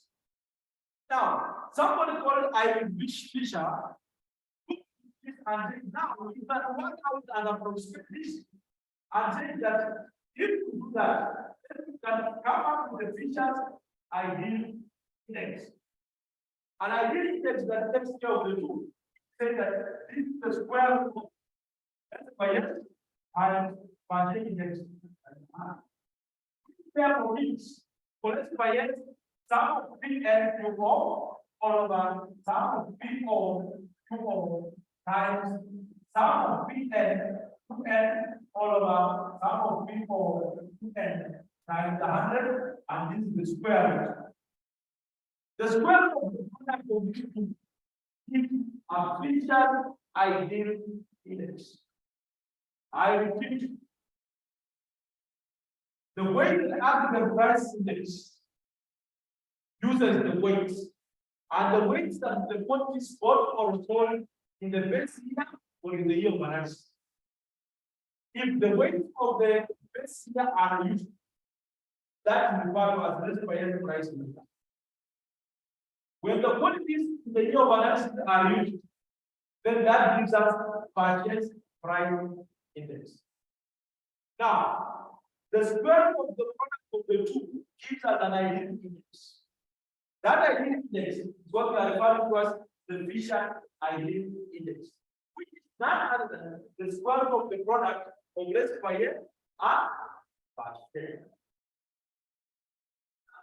I hope I'm clear on that. So we have the weightings giving us less per year,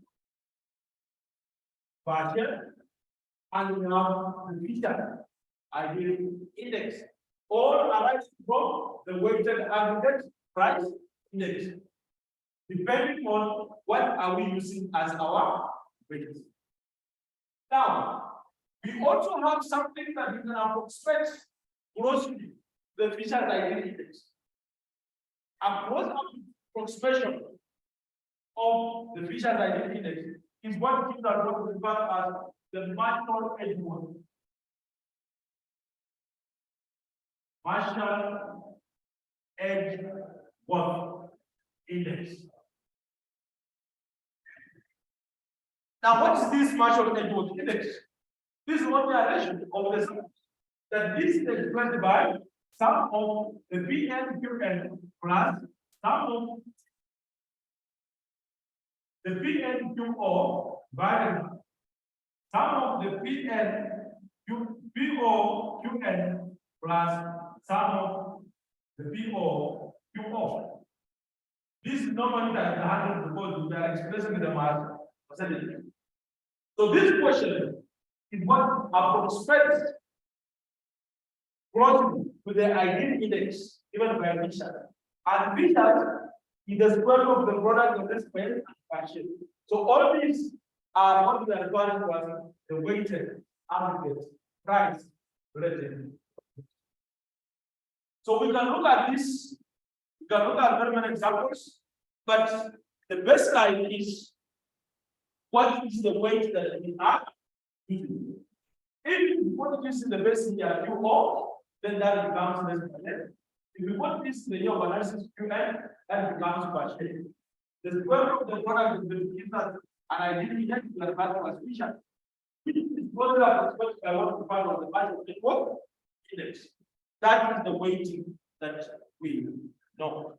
But as we look at this, ladies and gentlemen, what comparison do we give?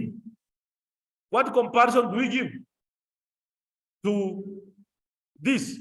That sometimes if prices of all commodities change in the same proportion, then you realize that the per share with less per year will be the same. And therefore the weighting will be relevant. If quantities of all goods also change in the same ratio, then the two indices will be equal, since the two weighting systems will be the same. But in practice, neither price nor quantity change in the same ratio, and therefore the two indices will never ever be the same. I repeat, when the price of commodities change in the same proportion, then per share and less per year will be the same. When the quantities of goods change in the same ratio, then per share and less per year will be the same. But in normal circumstances, neither price nor quantity change in the same ratio, and therefore the two indices will never be the same. Why is that the case? This simple demand and supply, that when the price of a commodity increases, people tend to buy less of that commodity that has become expensive. And therefore also, the consumer taste and preferences tend to induce different market adjustments. And with this in mind, neither per share nor less per year will ever be the same. Why? Because per share index only shows as the relative in the cost of purchasing power, because it is using the year of reference quantities, the year of analysis quantities. Less per year, on the other hand, is less to compute, and therefore these two things will never ever be the same. So this is what we are saying, and this is what we are talking about. Let us look at an example.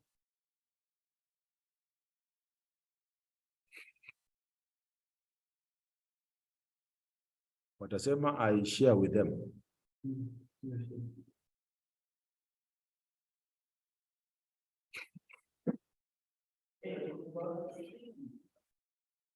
Hope you are able to see the screen.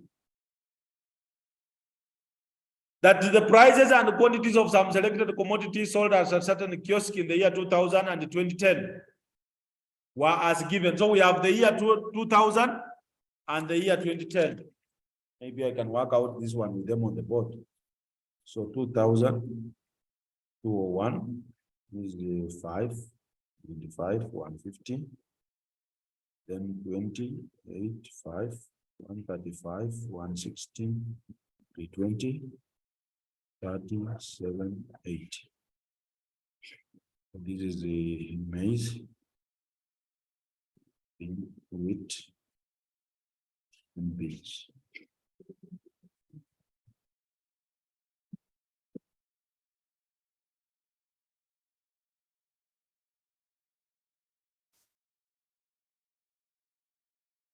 Some of you are complaining that they want me to work out for them.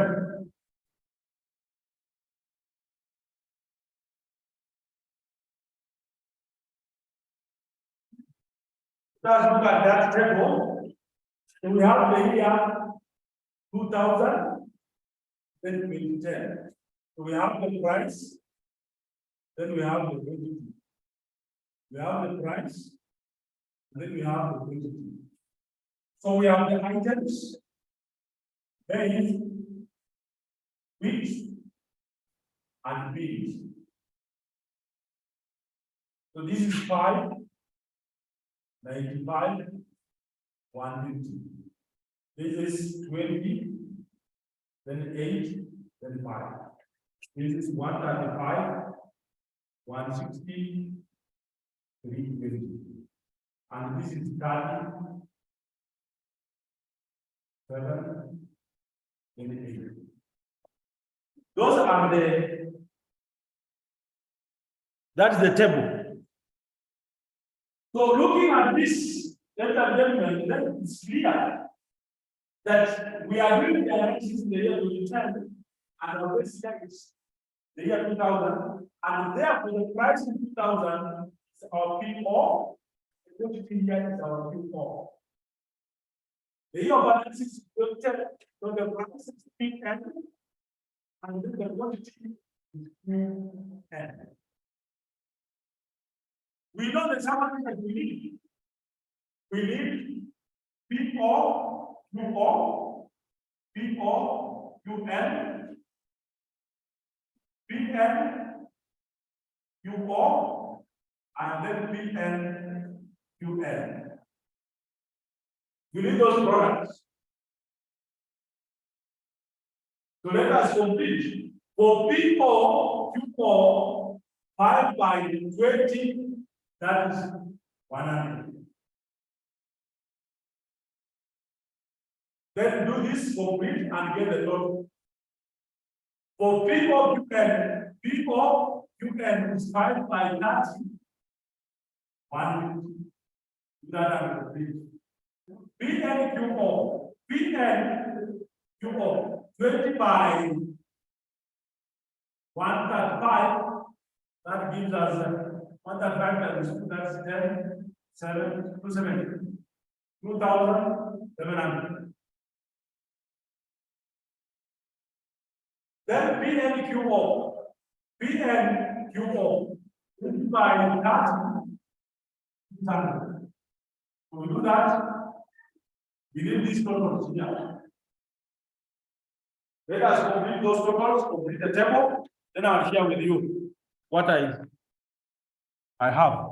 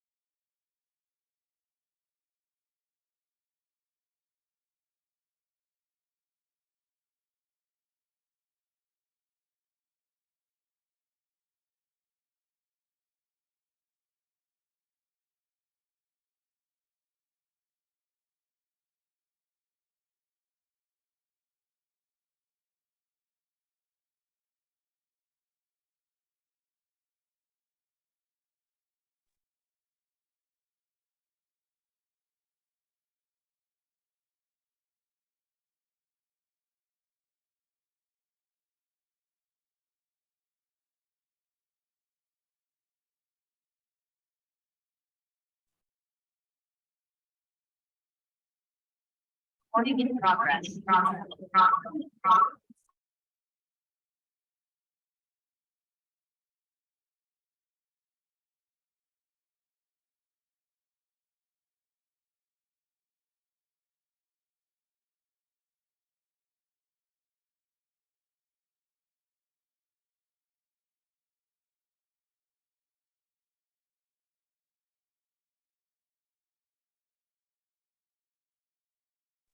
Complete the entire of that table.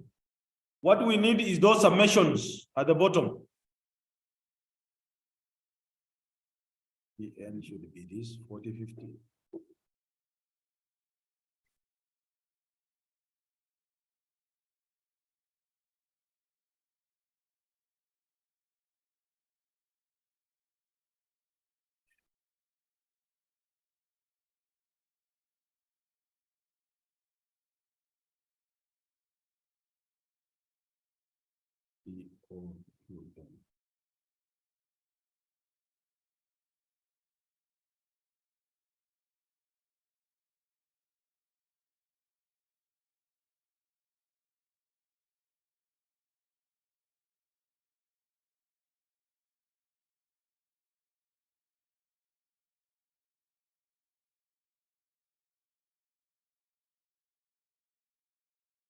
Yes, I take note. PNQN for the first maize is 4050.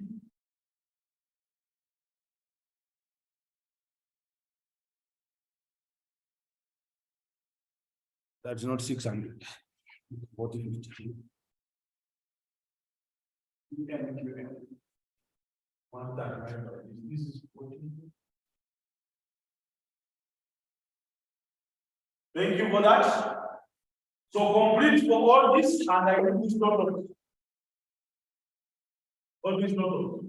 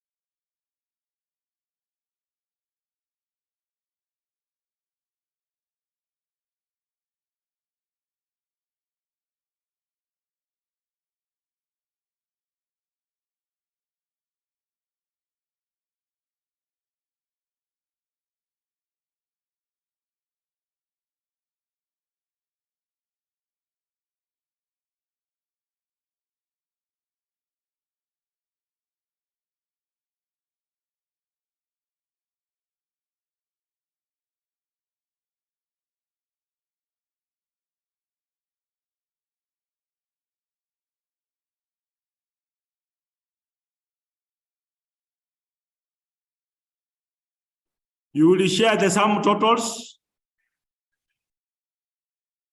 The sum totals for POQO, POQN, PNQO, and PNQN.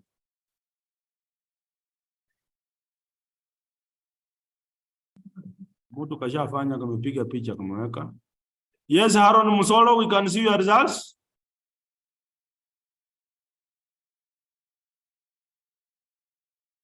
Esther Waliaura, we can see your results.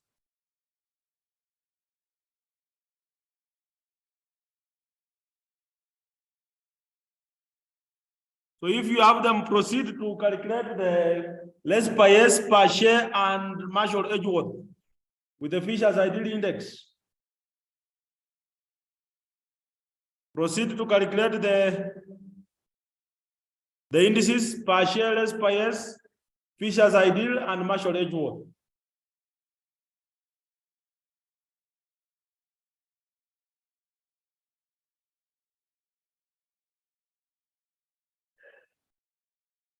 When they are chain good,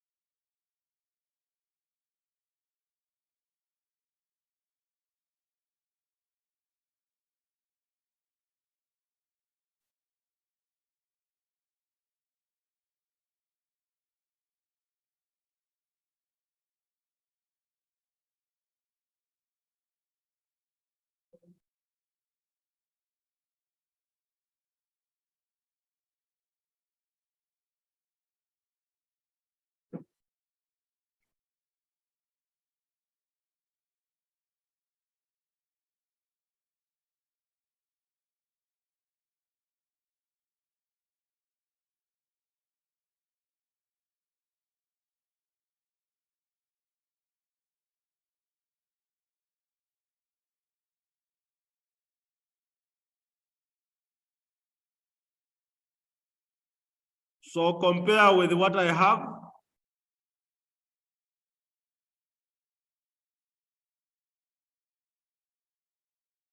Compare with what I have. Inaonekana. Check that you have those totals.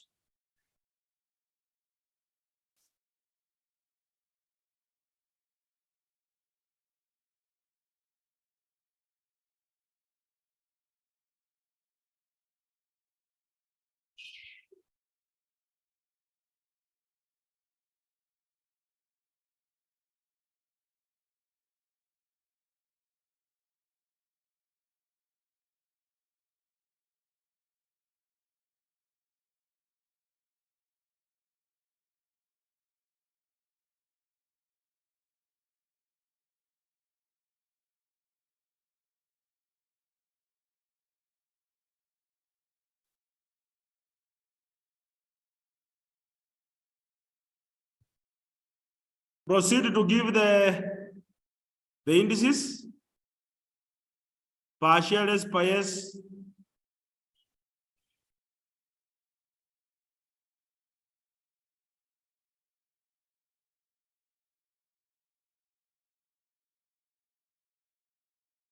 Yo, kumbe ni rahisi.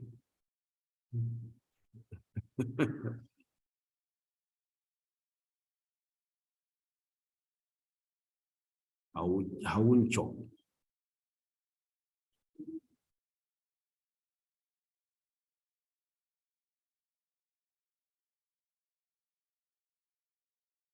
So as you give the index, you also interpret. What does that mean?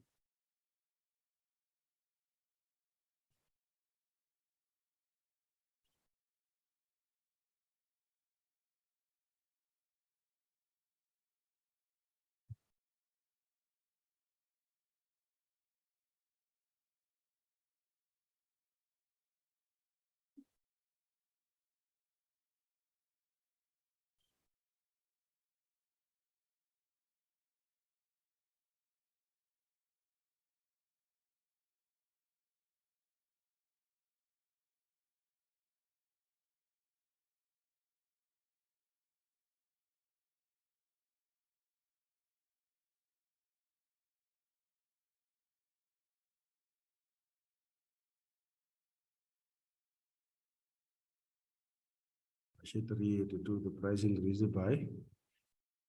That's fine.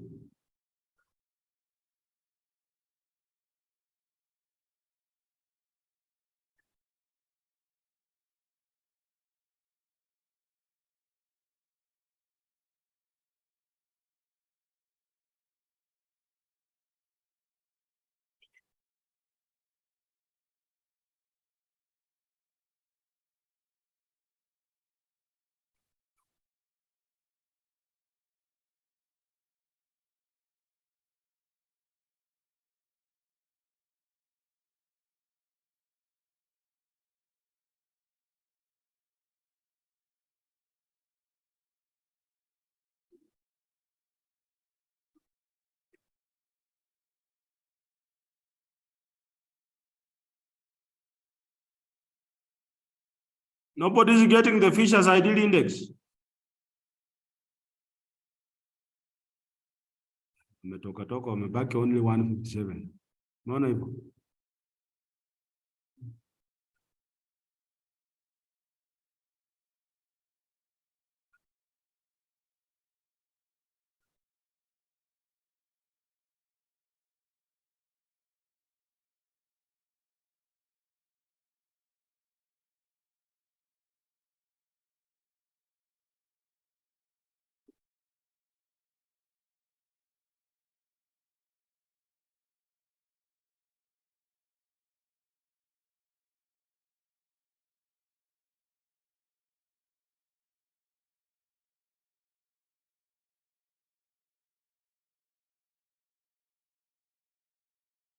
How do we get Fisher's ideal index?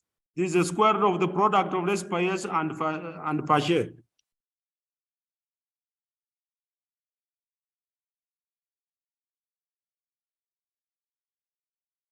The square root, the positive square root of less pairs and per share.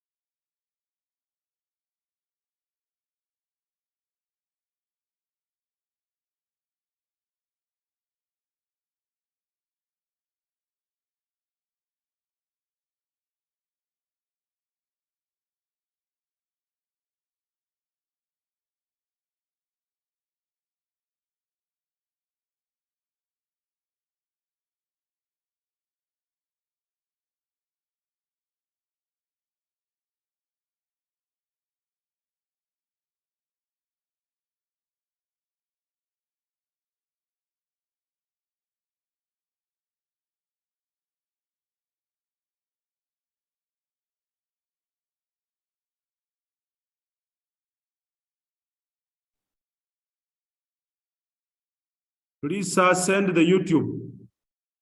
The class is on.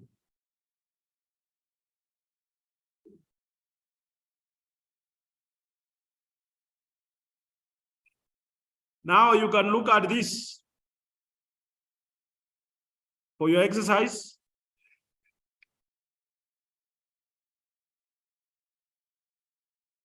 Look at this. This is a standard question where a farm uses 5 raw materials A, B, C, D, and E. In its production process, the table below shows the amount and price of each of the raw materials in the base and current year, respectively. So you have the price per unit and the number of units in amount. Using the data, compute the following index numbers. Fisher's ideal index.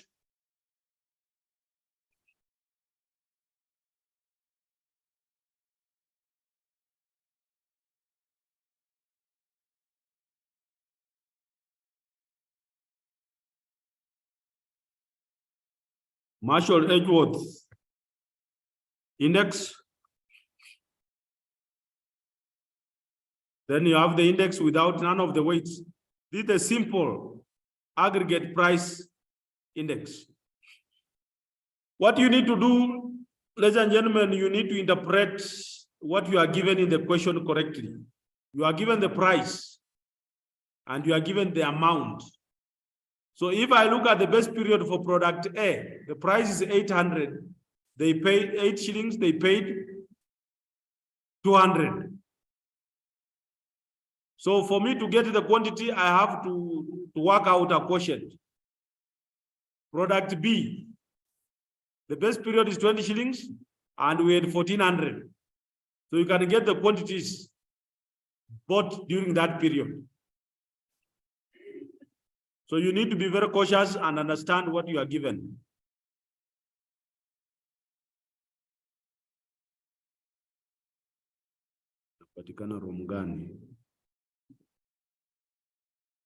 I've said that severally.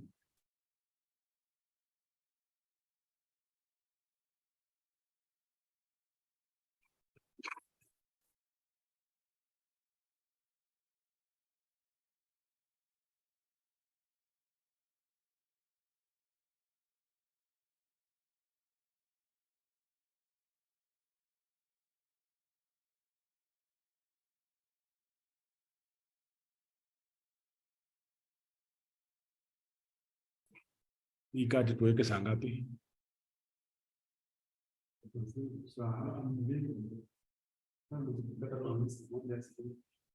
Tuweke from 8 to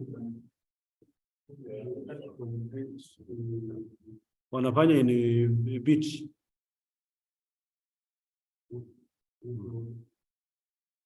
Okay.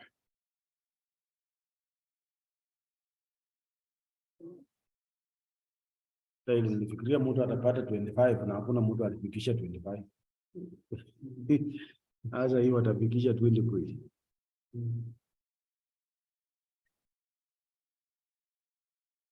And we have those who did not. Please explain more. I haven't understood that question. What I'm saying in this exercise is understand what you are given. The price per unit, the base period and the current period.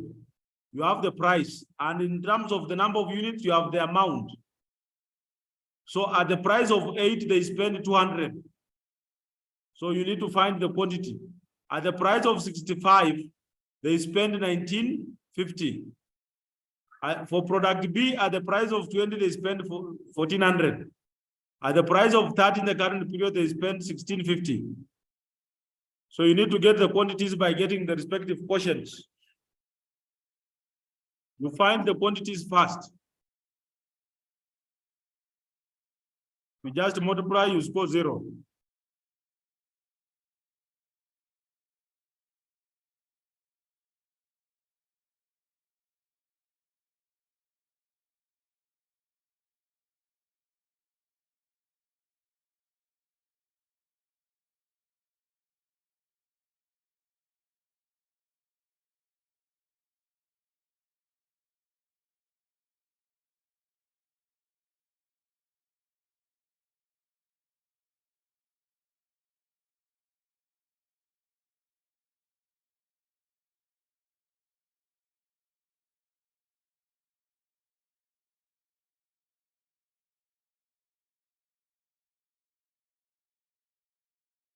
After workings na kupata wapi for confirmation. I've given the office number severally, and even I opened the notes on the LMS. So seemingly none of you has checked. Now let us wind up. Kindly sir, part C, CLA, part C, using none of the weights. When you use none of the weights, what does that mean? It means you are calculating the simple aggregate price index. The simple aggregate price index, where you are using no weights. Dixon, you use no weights, means it's the simple aggregate price index.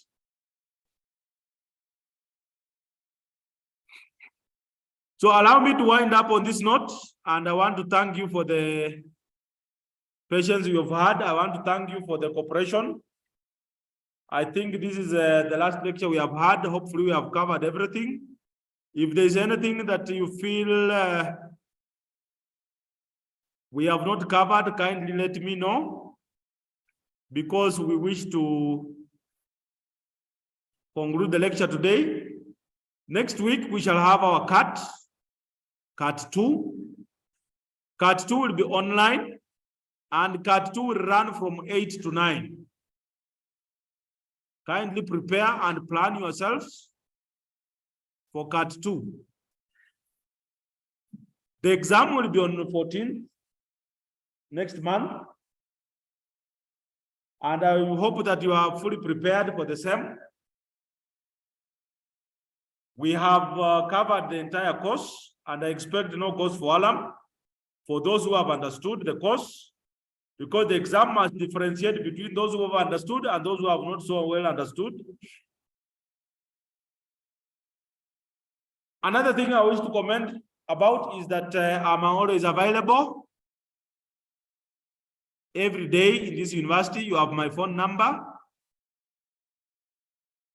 The office, I repeat for the last time, is ABB 214. My telephone number is 0726 460 769. For those who may wish to contact me and consult. Otherwise, thank you so much. We wish to conclude. Unless somebody has a comment, they can allow you. Wewe weka bundles za kutosha, lingi zisumbue. Wewe mwenyewe utakuwa unajisumbua.